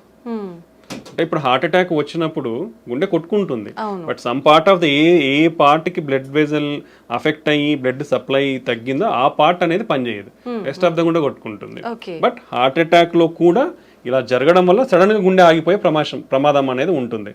బట్ సడన్ కార్డియాక్ అరెస్ట్ అంటే సడన్ గా there are lot of reasons. Sudden గా గుండె ఆగిపోవడానికి చాలా కారణాలు ఉంటాయి. ఏంటి? సడన్ గా గుండె అనేది కొట్టుకోవడం ఆగిపోతుంది, సో దాన్ని సడన్ కార్డియాక్ అరెస్ట్ అంటాం. So one of the reasons heart attack ఒకటి కారణము. దెన్ ఎలక్ట్రికల్ అబ్నార్మాలిటీస్ అంటాం, అరిథ్మియాస్ అంటాం, హై హార్ట్ రేట్ అబ్నార్మాలిటీస్. అలా హై హార్ట్ రేట్ ఉన్నప్పుడు గుండె, ఇప్పుడు నార్మల్గా మన గుండె 60 నుంచి 90 వరకు ఇలా కొట్టుకుంటుంది. ఓకే, ఇప్పుడు సడన్గా 200-250 నిమిషాన్ని కొట్టుకుంది అనుకోండి, మీకు కదులుతున్నట్టు తెలుస్తుందా? జస్ట్ ఫింగర్స్ మూమెంట్స్ తెలుస్తున్నాయి, బట్ ఇలా కొట్టుకుంటేనే కదా బ్లడ్ అంది. ఇలా కొట్టుకున్నప్పుడు ఏమవుతుంది? బ్లడ్ అందదు. So it looks like heart has been stopped. So cardiac arrest. Okay, then infections, cardiomyopathies అంటాం. సో జెనెటిక్ ఉంటాయి చాలా కూడా కొన్ని. Okay, like hypertrophic cardiomyopathy, arrhythmic cardiomyopathies ఉంటాయి. కొన్ని ఛానలోపతీస్ అంటాం, అంటే మన బేసిక్ మాలిక్యులర్ లెవెల్లో కొన్ని ఛానల్స్ ఉంటాయి మన ఫంక్షన్స్ కానీ. So long QT syndrome, short QT syndrome, Brugada syndrome, ఇట్లా లాట్ ఆఫ్ థింగ్స్ ఉంటాయి అన్నమాట. Even like drug abuse will cause sudden heart attacks, sudden cardiac arrest, excessive alcohol cause sudden cardiac arrest. So ఇలా చాలా కారణాలు ఉంటాయి sudden cardiac arrest కావడానికి. So heart attack అనేది blood supply తగ్గిపోవడం వల్ల వచ్చేదాన్ని హార్ట్ అటాక్ అంటాం. కార్డియాక్ అరెస్ట్ అనేది సడన్ గా గుండె ఆగిపోతుంది అంతే. ఆ గుండె ఆగిపోయినప్పుడు ఎవరైనా చేయగలిగేదంటే సిపిఆర్ చేయాలి. అది ప్రతి ఒక్కరూ నేర్చుకోవాలి. ఎందుకంటే సంబడి మీకు ఆ సిపిఆర్ అనేది తెలిస్తే అట్లీస్ట్ మీరు మనం అంటే throughout your life span you can save one life. అది కంపల్సరీ ఎవ్రీబడి, అంటే చదువులేని వాళ్ళు కూడా నేర్చుకోవచ్చు. అది it's not a big science కానీ నాలెడ్జ్ కానీ ఏం లేదు. అదేంటి just need a simple training. Everybody ఆ ట్రైనింగ్ ని కూడా తీసుకోవచ్చు. Lot of online programs, hospitals are offering CPR programs. CPR training అనేది తీసుకుంటే సండే అంటే అట్లీస్ట్ మనకు ఛాన్స్ దొరికినప్పుడు అవసరంలో ఉన్న వాళ్ళకి మనము ఆ సిపిఆర్ ఇచ్చి కాపాడగలిగే వాళ్ళం అవుతాం అనమాట. ఓకే సార్, మీరు చెప్పారు షుగర్ ఉన్న వాళ్ళలో కూడా ఎక్కువగా హార్ట్ అటాక్ వచ్చే అవకాశం ఉంటుంది అని చెప్పి. కొంతమందిలో షుగర్ ఉంటుంది బట్ కంట్రోల్లోనే టాబ్లెట్స్ వాడుతుంటారు, దాని దగ్గర డైట్ కంట్రోల్లో ఉంటుంది. అలాంటి వాళ్ళలో కూడా హార్ట్ అటాక్ వచ్చే ఛాన్స్ ఉంటుందా? యూజువల్గా అన్కంట్రోల్డ్ షుగర్స్ వాళ్ళకి very high risk. But even diabetes under కంట్రోల్లో ఉన్న వాళ్ళకి కూడా వచ్చే ఛాన్స్ ఉంటుంది. ఎందుకంటే so by the time in literally in our country 80% of the people are having diabetes. Okay, and less than 50% are not under control. So uncontrol sugars అనేది చాలా ఎక్కువ. ఓకే, అండ్ షుగర్ ఉన్న వాళ్ళలో షుగర్ ప్రాబ్లమ్ ఒకటే ఉండదండి. BP ఉంటుంది, cholesterol abnormalities ఉంటుంది, kidney problems ఉండే ఛాన్స్ ఉంటుంది. సో మల్టిపుల్ ప్రాబ్లమ్స్ ఉంటాయి. సో ఇలా మల్టిపుల్ ప్రాబ్లమ్స్ ఉన్నప్పుడు one of the factor will affect. So even when your blood sugar is there, still chances of getting. And చాలా మందికి షుగర్స్లో మేము డయాబెటిక్స్లో ఏంటంటే మేము యాంజియోగ్రామ్స్ చేసినప్పుడు చూస్తాం. ఎందుకంటే వాళ్ళు ఆయాసం రావడమో లేదంటే ఛాతీ నొప్పి వస్తుందని నడిస్తే ఛాతీ నొప్పి వస్తుంది రావడమో జరుగుతూ ఉంటుంది మెజారిటీ. సో వాళ్ళలో యూజువల్గా there are different specific type of blocks ఉంటాయి. అంటే పైనుంచి కింది వరకు బ్లడ్ వెజల్స్ అన్ని సన్నగా అయిపోతాయి. By the time you start treatment, మీరు ట్రీట్మెంట్ స్టార్ట్ చేసే టైంకి కానీ లేదా కంట్రోల్ అయ్యే టైంకి జరగాల్సిన డ్యామేజ్ జరిగిపోయి ఉంటుంది. ఇప్పుడు మీరు కంట్రోల్ అవ్వక షుగర్ కంట్రోల్ అయ్యే లోపలనే మీకు 60%, 70% బ్లాక్స్ ఉన్నాయనుకోండి, చిన్న ఈవెంట్ చాలు ఫ్యూచర్లో. అంటే షుగర్ కంట్రోల్లో ఉన్న బీపీ పెరిగినా లేదంటే స్ట్రెస్లో ఉన్నా లేదంటే ఒక ఇన్ఫెక్షన్ వచ్చినా హార్ట్ రేట్ పెరిగిపోయినా ఇట్లా ఏదో ఒక ఫ్యాక్టర్ వచ్చినా హార్ట్ అటాక్ కానీ వచ్చే అవకాశం ఉంటుంది అనమాట. సో షుగర్ కంట్రోల్ తో పాటు healthy life style and other risk factors ఏమన్నా ఉంటే అవి కంట్రోల్లో పెట్టుకుంటే తక్కువ ఛాన్స్ ఉంటుంది. అంటే అందరికీ అలానే ఉంటుందని చెప్పలేం. షుగర్ ఉన్న వాళ్ళల్లో నార్మల్ వెజల్స్ కూడా ఉండే ఛాన్స్ ఉంటుంది. అంటే స్ట్రిక్ట్ కంట్రోల్, అంటే ఇనిషియల్గానే ఫస్ట్ నుంచి స్ట్రిక్ట్ కంట్రోల్ ఉండాలి. అంటే కొన్ని ఇయర్స్ అంతా కంట్రోల్లో లేకుండా ఫైనల్గా కంట్రోల్ అయ్యింది కదా అనుకుంటే ముందంతా డ్యామేజ్ జరిగిపోయి ఉంటుంది. వెన్నెవర్ మీకు షుగర్ ఉందని తెలిసినప్పటి నుంచి మీరు స్ట్రిక్ట్ కంట్రోల్లో పెట్టుకోవాలి. ఇప్పుడు కంట్రోల్ అయింది, చాలా మంది ఒక క్వశ్చన్ కూడా అడుగుతుంటారు, సార్ షుగర్ టాబ్లెట్స్ వాడుతున్నాం కంట్రోల్ అయింది కదా టాబ్లెట్స్ తగ్గిస్తారా అని. మీరు టాబ్లెట్స్ తీసుకుంటున్నారు కాబట్టి కంట్రోల్లో ఉంది. ఓకే, ఇప్పుడు టాబ్లెట్స్ తీసేస్తే ఏమవుతుంది, మళ్ళీ పెరిగే అవకాశం ఉంటుంది. సో మీకు టాబ్లెట్లు తీసేయాలి అది తగ్గించాలన్నప్పుడు ఏంటంటే strict diet patterns, strict regular exercise ఇవన్నీ ఫాలో అయినప్పుడు డెఫినెట్లీ మీకు ఆ నీడ్ లేదు, ఇన్ని మెడికేషన్స్ వాడాల్సిన నీడ్ లేదంటే definitely we can reduce the drugs. But ఈ స్ట్రిక్ట్ లైఫ్ స్టైల్ లేకుండా మనము షుగర్ టాబ్లెట్స్ తగ్గించాలంటే మళ్ళీ షుగర్ లెవెల్స్ అనేది స్పైక్ అవుతుంది, అది మళ్ళీ మోర్ డ్యామేజ్ అనేది కాస్ట్ చేస్తుంది. ఓకే. సో మోస్ట్లీ డయాబెటీస్ అనేవాళ్ళు compare to non diabetes sugar లేని వాళ్ళతో పోలిస్తే కంట్రోల్ ఉన్న అన్కంట్రోల్డ్ ఉన్నా కానీ హై రిస్క్లోనే ఉంటారు ఎప్పటికి కూడా. ఓకే. ఓకే, అది బీపీ థైరాయిడ్ ఉన్న వాళ్ళలో కూడా ఇలాంటి అవకాశాలు ఎక్కువగా బీపీ ఉంటాయా సార్? ఉంటాయండి. BP 1 in 3 persons BP or under diagnosed.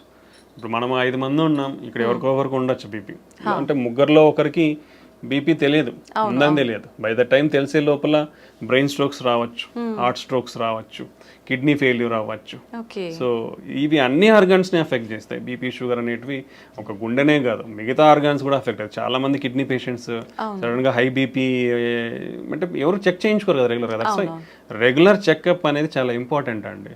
ఒకసారి ఇప్పుడు గవర్నమెంట్ హాస్పిటల్స్ ఉన్నాయి, లేదంటే క్లినిక్స్ ఉన్నాయి, చాలానే ఇప్పుడు అవైలబిలిటీ వచ్చేసింది. లేదంటే ఇంట్లో బీపీ మానిటర్ పెట్టుకుని ఆటోమేటిక్ ఇంకోరు వచ్చి చూడాల్సిన అవసరం లేదు. ఇప్పుడు ఇంట్లో కనెక్ట్ చేసుకొని చూసుకున్నా మనకు బీపీ ఉందా లేదా తెలిసిపోతుంది. సో అప్పుడప్పుడు అనేది ఈ బీపీ మెజర్మెంట్, షుగర్ టెస్టింగ్ అనేది కంపల్సరీ చేయించుకుంటూ ఉండాలంటే ఇవన్నీ ఎక్కువైపోతున్నాయి because of our life style. So ఇవి చెక్ చేసుకోవడం వల్ల మనం జాగ్రత్త పడి మన ఆరోగ్యాన్ని కాపాడుకున్న వాళ్ళం అవుతాం అన్నమాట. సో బీపీ ఉన్న వాళ్ళు కూడా మోస్ట్లీ హార్ట్ అటాక్స్ కానీ బ్రెయిన్ స్ట్రోక్స్, కిడ్నీ ఫెయిల్యూర్స్ అనేది చాలా ఎక్కువ రేట్స్ అనేది ఉంటుంది. ఒకరిలో ముగ్గురు బీపీ ఉందనేది అండర్ డయాగ్నోస్డ్ ఉంది. ఆల్మోస్ట్ ఏవైతే హార్ట్ అటాక్స్ వస్తున్నాయో, బ్రెయిన్ స్ట్రోక్స్ వస్తున్నాయో వీళ్ళల్లో 55% మందికి బీపీ ఉంటుంది. Okay, and BP almost 12% deaths cause చేస్తుంది. Okay, that much significant. BP వల్ల ఈవెన్ మన మెయిన్ బ్లడ్ వెజల్ అయోటా ఉంటుంది, అది కూడా లైక్ రప్చర్ అయ్యే, డిసెక్షన్స్ అయ్యే అన్కంట్రోల్డ్ ఉంటే మన బ్రెయిన్లో హెమరేజ్ అయ్యే ఛాన్స్ ఉండొచ్చు. ఇలా lot of complications. So BP అనేది మనం ఇంట్లోనే చెక్ చేసుకోవచ్చు because of availability of technology now days. ఇప్పుడు అంతా స్మార్ట్ వాచ్లలో కూడా బీపీ వస్తున్నాయి తొందరలో, ఇంతవరకు రాలేదు but future generation all watches are coming with everything, heart rate monitor, blood pressure, oxygen saturation. You can use the technology and stay healthy. Availability ఉన్నప్పుడు we have to use the technology and stay healthy. So BP కూడా ఇలాంటివి definitely lot of problems అనేది cause చేస్తుంది. చాలా మందిలో high బీపీసే కాకుండా లో BPs కూడా ఉంటూ ఉంటాయి కదా సార్, వాళ్ళలో కూడా అవకాశం ఉంటుందా? అంటే లో బీపీ ఇస్ డిఫరెంట్ ఎంటిటీ అండి. ఓకే, హై బీపీ అంటే యూజువల్గా నార్మల్ ఈజ్ 120/80 అంటాం, అంటే పైన సిస్టోలిక్ కింద డయాస్టోలిక్. మోర్ దెన్ 130/85 ఈజ్ అబ్ normal. More than 140/90 is called stage 2. Okay, stage 3 అంటే మోర్ దెన్ 180/120. సో ఇవి మన staging of BP levels. Okay, so border line అంటే నార్మల్ లో లెవెల్ ఆఫ్ నార్మల్ బీపీ అంటే 90/60. సో పైన 90 ఉండడం, కింద if it is less than that, less than 90/60 ఉంటేనే మనం లో బీపీ అంటాం. బట్ ఈ బార్డర్ లైన్ బీపీ అనేది కొందరిలో ఉండొచ్చు. యూజువల్లీ ఫీమేల్స్ సన్నగా ఉన్న వాళ్ళల్లో, వెయిట్ తక్కువ ఉన్న వాళ్ళలో ఇలా బీపీ అనేది లోవర్ లెవెల్స్ ఉండొచ్చు. ప్రెగ్నెంట్స్ లో కూడా కొంచెం బీపీ అనేది లో లెవెల్లో ఉండొచ్చు. సో కొందరిలో ఇది నార్మల్ వేరియంట్, అంటే it's not low BP is not borderline BPs are normal variant. Low BP అనేది డిఫరెంట్ కాజెస్, లైక్ ఇప్పుడు ఏదైనా హార్ట్ అటాక్, హార్ట్ వీక్ ఉండడం కానీ, హార్ట్ ఫెయిల్యూర్ ఉండి హార్ట్ వీక్ ఉండడం కానీ, లేదా ఇప్పుడు వామిటింగ్స్, డయేరియాలు అయిపోయినప్పుడు, ఫ్లూయిడ్ లాస్, బ్లడ్ మన బాడీ నుంచి ఫ్లూయిడ్ లాస్, డిహైడ్రేషన్ ఉన్నప్పుడు బీపీ అనేది తగ్గుతుంది. ఓకే, దెన్ ఇన్ఫెక్షన్స్ ఉన్నప్పుడు తగ్గే అవకాశం ఉంటుంది. సో ఇలా చాలా కారణాలు ఉంటాయి లో బీపీ అనేది. సో అది మనం చూసుకోవాలి దేనివల్ల. ఒకవేళ నిజంగానే లో బీపీ ఉందంటే ఏమైనా ప్రాబ్లం ఉందనేది చెక్ చేసుకోవాల్సి ఉంటుంది. బట్ యూజువల్గా అయితే లో బీపీ అనేది ఉండదు. Okay, until unless some problem is there, low BP అనేది ఉండదు. ఓకే సార్, హార్ట్ పెయిన్ వచ్చింది అనగానే వెంటనే ఏదైనా ట్యాబ్లెట్ వేసుకుంటే కనుక ఇది మనం కొంతలో కొంత తగ్గించుకోవచ్చు హాస్పిటల్కి వెళ్ళే లోపే అనే ఏదైనా ట్యాబ్లెట్ ఉందా సార్? అంటే అది అందరూ తీసుకోలేమండి బేసికల్లీ. ఇప్పుడు ఎవరికి వస్తుంది ఎవరు తెలియదు కదా. ఇప్పుడు మనం రోజు ఎన్ని టాబ్లెట్స్ పెట్టుకొని తిరుగుతామండి, ఎవరు తిరగలేం కదా. సో అదే దానికంటే ఏంటంటే ఇలా ఒక టాబ్లెట్ అనేది కాకుండా, అంటే ఇప్పుడు టాబ్లెట్స్ అనేది ప్రిస్క్రిప్షన్ ఉంటే కూడా ఎవరు ఇవ్వరండి. ఓకే, సో ఆల్రెడీ ఇప్పుడు పేషెంట్స్ లైక్ షుగర్ కానీ, బీపీ ఉంది, బీపీ వాళ్ళు, కొలెస్ట్రాల్ ఉన్న వాళ్ళు, ఆల్రెడీ హార్ట్ అటాక్ వచ్చిన వాళ్ళు, బ్రెయిన్ స్ట్రోక్ వచ్చిన వాళ్ళు, లేదా స్టంట్లు కానీ బైపాస్ చేయించుకున్న వాళ్ళల్లో రికరెంట్గా వచ్చే ఛాన్స్ ఉంటుంది. అలాంటి వాళ్ళకి ఆల్రెడీ బ్లడ్ థిన్నర్స్ ఉంటాయి. వాళ్ళల్లో మనం ఒకవేళ అలాంటి సిమ్టమ్స్ ఉన్నప్పుడు ఆ బ్లడ్ థిన్నర్స్ని మనం ఇచ్చిన డోస్ లైక్ ఆ టాబ్లెట్స్ని ఒక 2 టాబ్లెట్స్ కానీ అలా తీసుకుంటే వాళ్ళకి ఇన్స్ట్రక్షన్స్ ఉంటాయని మన ఇన్స్ట్రక్షన్స్ ప్రకారం తీసుకుని ఉంటే ఆ సైన్స్ ఉన్నప్పుడు వాళ్ళు తీసుకున్నప్పుడు ప్రివెంట్ చేసి అంటే రికరెంట్ అటాక్స్ ప్రివెంట్ చేసేదానికి ఉపయోగపడుతుంది. అంటే ఆల్రెడీ అఫెక్ట్ అయిన వాళ్ళకి ఎందుకంటే వాళ్ళ దగ్గర ఆల్రెడీ రెడీలీ అవైలబుల్ ఉంటాయి. అలా మిగతా వాళ్ళ దగ్గర రెడీలీ అవైలబుల్ ఉండవు కదా. అవైలబుల్ ఉన్న వాళ్ళు ఏంటంటే ఫస్ట్ నిర్ధారణ చేసుకోవాలి. పెయిన్ ఎందుకు వస్తుందో తెలియనప్పుడు నువ్వు టాబ్లెట్స్ మింగేస్తాను సార్ అంటే ఎట్లా కష్టం కదా. సో దానికి ఇమీడియట్ గా ఎనీ చెస్ట్ పెయిన్ నెగ్లిజెన్స్ లేకుండా ఒక చిన్న ఈసీజీ దించుకోండి. ఈసీజీలో ఉంటే మీకు డాక్టర్ ఇస్తారు టాబ్లెట్స్, లేదంటే అవసరం లేదు. ఓకే, సో అలా ప్రతి ఒక్కరూ టాబ్లెట్స్ అనేది మింగడానికి కరెక్ట్ కాదు. యూజువల్గా ఏంటంటే మనకి ఇలా రిస్క్ ఫ్యాక్టర్స్ ఉన్న వాళ్ళల్లో we'll having scoring systems. Okay, వాళ్ళ రిస్క్ని ఎవాల్యుయేట్ చేసే స్కోరింగ్ సిస్టమ్స్ ఉంటాయి మనకి. So like intermediate to high risk అంటాం. అలా ఉన్న వాళ్ళకి వీ కెన్ డాక్టర్స్ వీళ్ళు ప్రిస్క్రైబ్ అంటే హార్ట్ అటాక్ రాకుండా బ్లడ్ థిన్నర్స్ అనేది ఇస్తామన్నమాట. సో అలాంటి వాళ్ళ దగ్గర ఉన్నప్పుడు వాళ్ళు తీసుకోవచ్చు, నాట్ ఎవ్రీబడి. సార్, ప్రత్యేకంగా లేడీస్ విషయానికి వస్తే హార్ట్ అటాక్ రావడానికి ఇవి రీజన్స్ అని చెప్పొచ్చే రీజన్స్ ఏమైనా ఉన్నాయా? అంటే usually ladies are underrepresented అండి. లాట్ ఆఫ్ క్లినికల్ ట్రయల్స్లో చూసుకుంటే ఎక్కువ మంది జెంట్స్లోనే ఎవాల్యుయేట్ చేసిన ఫీమేల్స్ని evaluate. So there is lot of discrepancy in the data also. అంటే వీళ్ళని ఎక్కువ రిప్రజెంట్ చేసినారు కాబట్టి వీళ్ళని ఎక్కువ, వీళ్ళని రిప్రజెంట్ చేయలేదు కాబట్టి తక్కువ అన్నట్లు ఉంటుంది. బట్ ఫీమేల్స్కి మేల్స్ ఆల్ ఈక్వల్లీ ఇద్దరు కూడా హార్ట్ అటాక్ రావడానికి సమానమైన ఛాన్సెసే ఉంటాయి. సో వీళ్ళ అంటే బీపీ, షుగర్, కొలెస్ట్రాల్ ఇవన్నీ కూడా యాజ్ జెంట్స్ ఫీమేల్స్ సేమ్ రిస్కే ఉంటుంది. బట్ ఫీమేల్స్లో తీసుకుంటే like they are more prone to some special category. అంటే మన వెజల్స్ అనేది మెయిన్ వెజల్స్ అంటే మైక్రో వెజల్ అంటాం, కింద దాని చివర్లో వచ్చేది మైక్రో వెజల్. ఈ మైక్రో వాస్కులేచర్ అబ్స్ట్రక్షన్స్ కొంచెం ఫీమేల్స్లో ఎక్కువ ఉంటుంది. That is the first point. రెండోది females are more sensitive, like called vasospasm అంటే వెజల్ ఉండేది సడన్ గా ముడుచుకుపోతుంది. ఇలా స్పాజమ్ కి females are more prone. Emotionally also called emotional heart syndrome కూడా ఉంటుంది మనకి. సాకోసోబో సిండ్రోమ్ అంటాం. అంటే సడన్ ఎమోషనల్లీ అయినారనుకోండి సడన్ గా హార్ట్ అటాక్ లాగా ప్రజెంట్ అయ్యే ఛాన్స్ ఉంటుంది. అది more in females. And some times spontaneous coronary artery dissection అంటాం. అంటే మన బ్లడ్ వెజల్ సడన్ గా ఇట్లా కోత రావడం అనమాట. అలా కోత వచ్చినప్పుడు బ్లడ్ ఫ్లో తగ్గిపోతుంది, హార్ట్ అటాక్ లాగా ప్రజెంట్ అయ్యే ఛాన్స్ ఉంటుంది. సో అలా ఫీమేల్స్ లో కొంచెం ఎక్కువ వచ్చే అవకాశం ఉంటుంది. And then like post menopause hormonal disturbances వల్ల కూడా కొంచెం హార్మోనల్ చేంజెస్ అన్ని జరిగి కొంచెం హార్ట్ అటాక్స్ ఎక్కువ వచ్చే అవకాశం ఉండొచ్చు. And second thing under representation. నేను అదే చెప్పాను కదా, అంటే they are neglected a bit usually in the society. Previously, right now everything is changing, is going in equality. ప్రీవియస్గా అంటే ఫ్యామిలీలో అయినా ఎవరైనా తీసుకుంటే ఫీమేల్స్లో ఒకవేళ ఏదైనా సిమ్టమ్స్ చెప్తే లైట్గా తీసుకునేవాళ్ళు. అలా ఆ నెగ్లిజెన్స్ అనేది ఉండకూడదు ఎప్పుడు వాళ్ళు, ఎందుకంటే they are also equally affected by health. So వాళ్ళలో ఆ నెగ్లిజెన్స్ చూపించకుండా వాళ్ళకు కూడా ఇమీడియట్ ట్రీట్మెంట్ తీసుకుంటే you can give better care to our family members ఫీమేల్స్కి. ఓకే, ఇదొకటి. దెన్ ప్రెగ్నెన్సీలో that is most important nowadays. Pregnancy ఉన్నప్పుడు you should take care of your health very properly. మీకు బీపీ కానీ షుగర్ కానీ ఇలా complications ఏమున్నా కానీ these are all carrying forward. So if anybody develops BP or thyroid disorders or sugar in pregnancy, they are more prone to risk for getting heart problems in future. So you should manage your pregnancy well. So ఇవన్నీ చాలా important అనమాట ఫీమేల్స్లో. So ఇవన్నీ care తీసుకుంటే, and మనం already discuss చేసుకున్నాం ఫీమేల్స్లో symptoms అనేది ఈజీగా recognise చేయడం కూడా కొంచెం వాళ్ళలో తక్కువ తెలుస్తాయి. నొప్పిని రికగ్నైజ్ చేయడం కానీ, ఆయాసం కానీ. సో ఇవన్నీ ఆ నెగ్లిజెన్స్ అనేది లేకుండా మైల్డ్ ప్రాబ్లం ఉన్నప్పుడు కూడా మనకు ఫీమేల్స్ పెద్దవాళ్ళు ఎవరైతే ఉన్నారో ఇంట్లో వాళ్ళకి ఇమీడియట్ కేర్, మనం కన్సర్న్ అండ్ కేర్ చూపించి వాళ్ళని సరైన చూపిస్తే మనం అర్లీగా డిటెక్ట్ చేసి we can save themselves. So ఇవి మనకు మేల్స్కి ఫీమేల్స్కి మధ్య ఉన్న తేడాలు. Okay sir, once heart attack వచ్చిన వాళ్ళకి ఆఫ్టర్ ట్రీట్మెంట్ హెల్దీగా ఉన్నా మళ్ళీ వచ్చే అవకాశం ఎక్కువగా ఉంటుందంటారా? ఉండొచ్చండి. Once any problem like heart attack or brain stroke ఒకసారి వచ్చిన తర్వాత రికరెంట్ ఛాన్సెస్ డెఫినెట్లీ హై ఉంటాయి. ఓకే, సో హెల్తీగా అనేది చాలా కాంపోనెంట్స్ ఉంటాయి. మనం ఆల్రెడీ డిస్కస్ చేసుకునేది మన హెల్తీ ఫుడ్ ఉంటుంది, డైలీ ఎక్సర్సైజ్ ఉంటుంది, మనకు బీపీ షుగర్ ఎంత కంట్రోల్లో ఉన్నాయని ఉంటుంది, మనకి ఇచ్చిన మెడికేషన్స్ ఎంత కరెక్ట్గా వేసుకుంటున్నాం అనేది ఉంటుంది. So all these factors affect. ఈ ఫ్యాక్టర్స్ నుంచి ఒకటి డివియేట్ అయినా మనకు ఎక్కువ వచ్చే ఛాన్స్ ఉంటుంది. ఈవెన్ అన్కంట్రోలబుల్ న్యాచురల్ ప్రాసెస్ అండి. మనకు ఫ్యాట్ అక్యుములేషన్ అనేది న్యాచురల్ ప్రాసెస్. మనం మెడిసిన్స్ తీసుకున్నా కానీ కొందరిలో బికాస్ ఆఫ్ జెనెటిక్స్ ప్రోగ్రెస్ అయ్యే ఛాన్స్ ఉండొచ్చు. ఓకే. సో ఈ డిఫరెంట్ కాంపనెంట్స్ వల్ల అఫెక్ట్ అయ్యే ఛాన్స్ ఉంటుంది.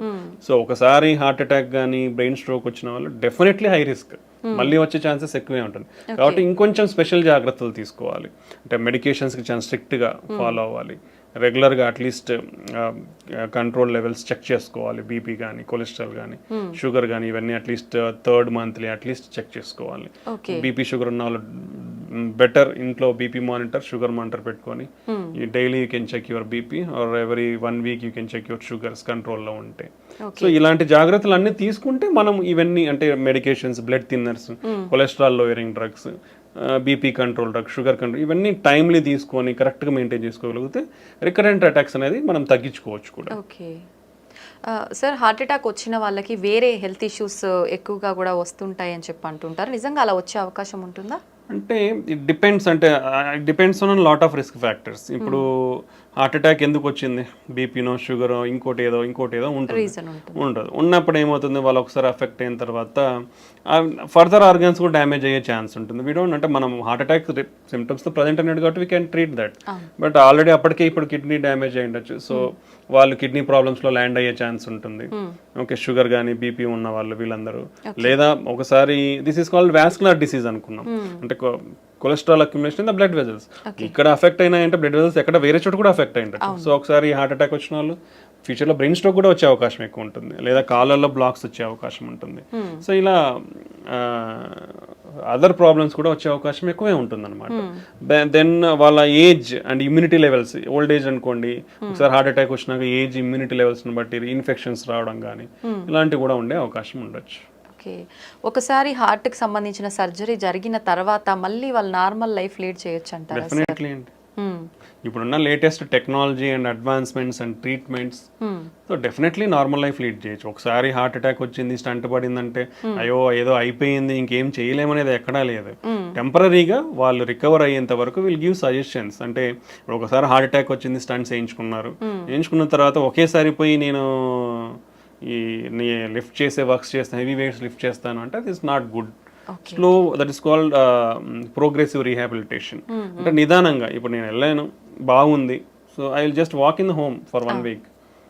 ఇంట్లో కూడా అక్కడక్కడ తిరిగేది, ఇల్లు మొత్తం తిరుగుతాను. Second week I will go out for walking 1 kilometre 2 kilometres walking వెళ్ళేస్తాను. నేను బాగున్నాను. నెక్స్ట్ థర్డ్ వీక్ నుంచి you can go for 3-4 kilometres. After 1 month you can do routine activities if everything. So this call graded rehabilitation. అంటే మన body కూడా మళ్ళీ acclimatise అవుతుంది ఆ వర్క్ అనేది.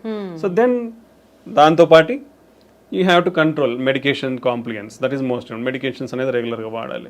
ఇనిషియల్ స్టేజెస్లో కొన్ని ఎక్కువ మెడికేషన్స్ ఉంటాయండి హార్ట్ అటాక్ వచ్చిన తర్వాత, లేదా స్టంట్ వేయించుకున్న తర్వాత కానీ, బైపాస్ కానీ.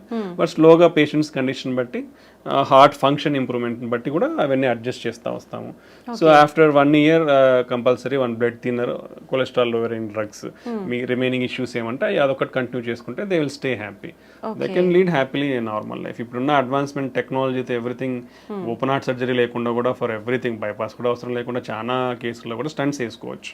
It depends on the patient condition బట్టి బైపాస్, స్టంటింగ్ అనేది కార్డియాలజిస్ట్ వాళ్ళకి బెటర్ ఆప్షన్ ఏది ఉంటే దాన్ని బట్టి మనం అడ్వైస్ చేస్తాము. But mostly we can reduce the need. Open heart surgery need అయితే ఈవెన్ కొరనరీ బ్లాక్స్కే కాదు, ఈవెన్ వాల్వ్ ఇంటర్వెన్షన్స్ అంటాం. అంటే మన గుండెలో 4 గదులు ఉంటాయి, గదుల మధ్యలో వాల్స్ ఉంటాయి, డోర్స్ లెక్క. అవి కూడా ఇంతకు ముందు only option is open heart surgery. Open heart surgery చేసి వాల్ మార్చాల్సి వస్తుంది. But nowadays call TAVI. Main aortic valve అనేది డిసీజ్ అవుతుంది ఏజ్ వచ్చిన వాళ్ళలో. సో వాళ్ళల్లో ఇప్పుడు ఓపెన్ హార్ట్ సర్జరీ లేకుండా మోర్ దెన్ 60-65 ఇయర్స్ ఉంటే మనం తొడలో నుంచి ట్యూబ్స్ పంపించి ఇంకో వాల్వ్ కొత్త వాల్వ్ పెట్టేసేయచ్చు. So lot of advancements in technologies. ఇప్పుడు అదే వాళ్ళు even rest of the valves కూడా ఇప్పుడు ఓపెన్ హార్ట్ సర్జరీ లేకుండా వాల్ ఇంప్లాంటేషన్స్ జరుగుతున్నాయి. ఈ టెక్నాలజికల్ అడ్వాన్స్మెంట్స్ వల్ల ఏంటంటే మనకి ఇప్పుడు ఓపెన్ హార్ట్ సర్జరీ అంటే లాట్ ఆఫ్ థింగ్స్. పేషెంట్ ఒక 1 వీక్ ఉండాల్సి ఉంటుంది, హార్ట్ ఓపెన్ చేసి వూండ్ హీల్ కానీ 3 months పడుతుంది. So that is call lot of mental agony also for the patient. ఏదో చాలా పెద్ద జరిగిపోయింది, నేను రికవర్ అవ్వలేనేమో అనేది మెంటల్ అగనీ కూడా ఉంటుంది ఓపెన్ హార్ట్ చేసిన తర్వాత. ఇప్పుడు ఇవన్నీ రీసెంట్ అడ్వాన్స్మెంట్స్ వచ్చిన తర్వాత అంత నీడ్ ఉండట్లేదు. So you can do everything like through small tube in your hand or leg. చిన్న ట్యూబ్ ద్వారానే అన్నీ అయిపోతున్నాయి ఇప్పుడు. సో ఈ టెక్నాలజికల్ అడ్వాన్స్మెంట్స్ వల్ల you can get a better treatment and you can mobilize easily. Hospital stay 2-3 days కంటే ఉండదు. After that ఒక 1 week to 1 month లోపల నార్మల్ రొటీన్ లైఫ్కి వచ్చేస్తారు. After that you can do all routine life, driving చేసుకోవచ్చు, అన్ని చేసుకోవచ్చు. రిస్క్ ఫ్యాక్టర్స్ ఏమైనా ఉంటాయా సార్ ఈ టైప్లో చేస్తున్నప్పుడు? చాలా లెస్ అండి, less than 1 to 2%, less than 1 to 2%. If you take stenting, coronary stenting or interventional procedures తీసుకుంటే అరౌండ్ 2 to 5% రిస్క్. ఓపెన్ హార్ట్కి తీసుకుంటే అరౌండ్ 5 to 10% రిస్క్ ఉంటుంది. So compare to open heart ఈ అడ్వాన్స్డ్ టెక్నిక్స్ అన్ని కూడా లెస్ రిస్కే ఉన్నాయి. అంటే యూజువల్గా ఇవన్నీ మోర్ హై సర్జికల్ రిస్క్ ఉన్న వాళ్ళకి ఆఫర్ చేస్తాం ట్రీట్మెంట్స్.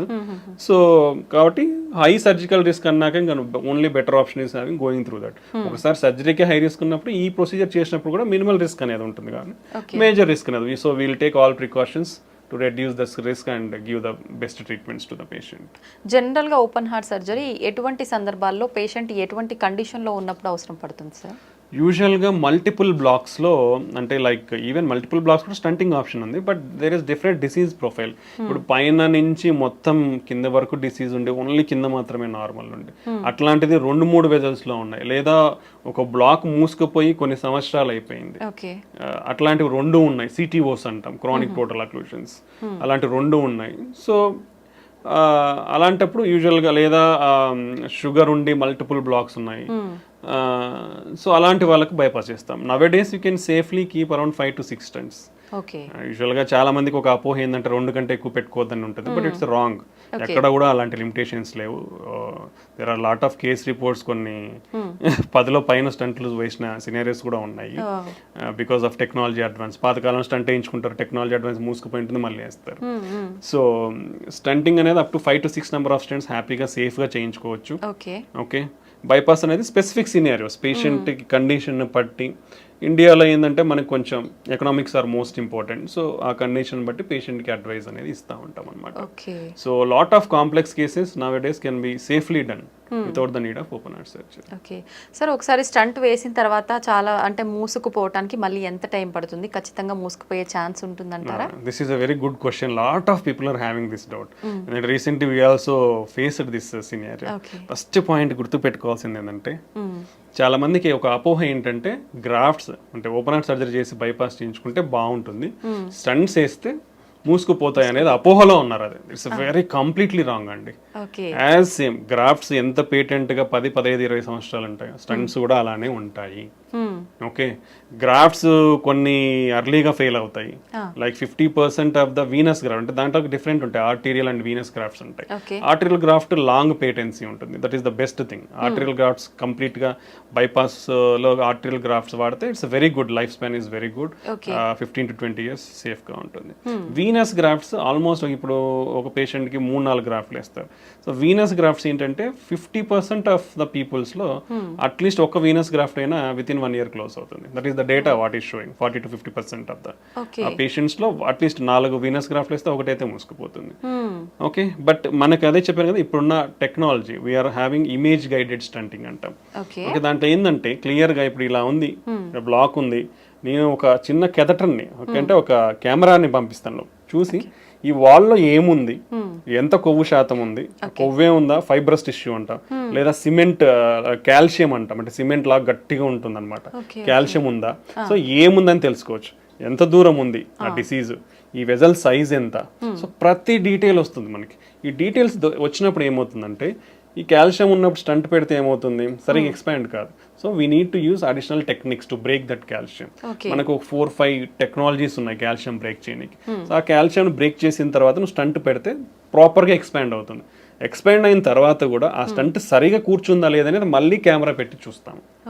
ఓకే, సో అప్పుడు ఏం తెలుస్తుంది, స్టంట్ పెట్టినాక ఈ స్టంట్ అనేది ప్రాపర్గా ఇట్లా లేకుండా ప్రాపర్గా ఎక్స్పాండ్ అయిందా, ఈ గోడకు అంటే మన వెజల్ వాల్ గోడకు ఏదైతే ఉందో దానికి అతుక్కునిందా, లేదా ఈ స్టంట్ పెట్టినాక లోపల ఏమైనా కాంప్లికేషన్స్ ఉన్నాయా, కోసుకుపోవడం కానీ, టిష్యూ ప్రొలాప్స్ కానీ, రక్తం కట్టడం, అంటే everything we come to know. We are having some guidelines. ఇది స్టంట్ పెట్టిన తర్వాత ఈ ఏరియా అంటాం, ఈ ఏరియా ఒక గైడ్ లైన్, దీనికంటే ఇంత పైన ఉంటే మళ్ళీ మూసుకుపోయే ఛాన్స్ చాలా తక్కువ. సో ఈ పారామీటర్స్ అన్ని చెక్ చేస్తాం. చెక్ చేసినప్పుడు ఇఫ్ ఎవ్రీథింగ్ ఈస్ ఫిట్ 99% పేటెంట్గా ఉంటాయి, మూసుకుపోవు. Okay so that is the advancement nowadays all guidelines European కానీ అమెరికన్ గైడ్ లైన్స్ కానీ image guided stenting they are advising 100% image guided stenting but it comes added cost కాబట్టి as already discussed economics involvement ఉంది కాబట్టి it's very difficult to practise but if you use in every case definitely we can bring 100% results. Long term results are 100%. Malli మూసుకుపోయే chance ఉండదు. And quality of the stunts. So better quality of the stunts, whatever you do the standard quality stunts, the chances of occlusion are very less. మూసుకుపోవడం అనేది చాలా తక్కువ ఉంటుంది.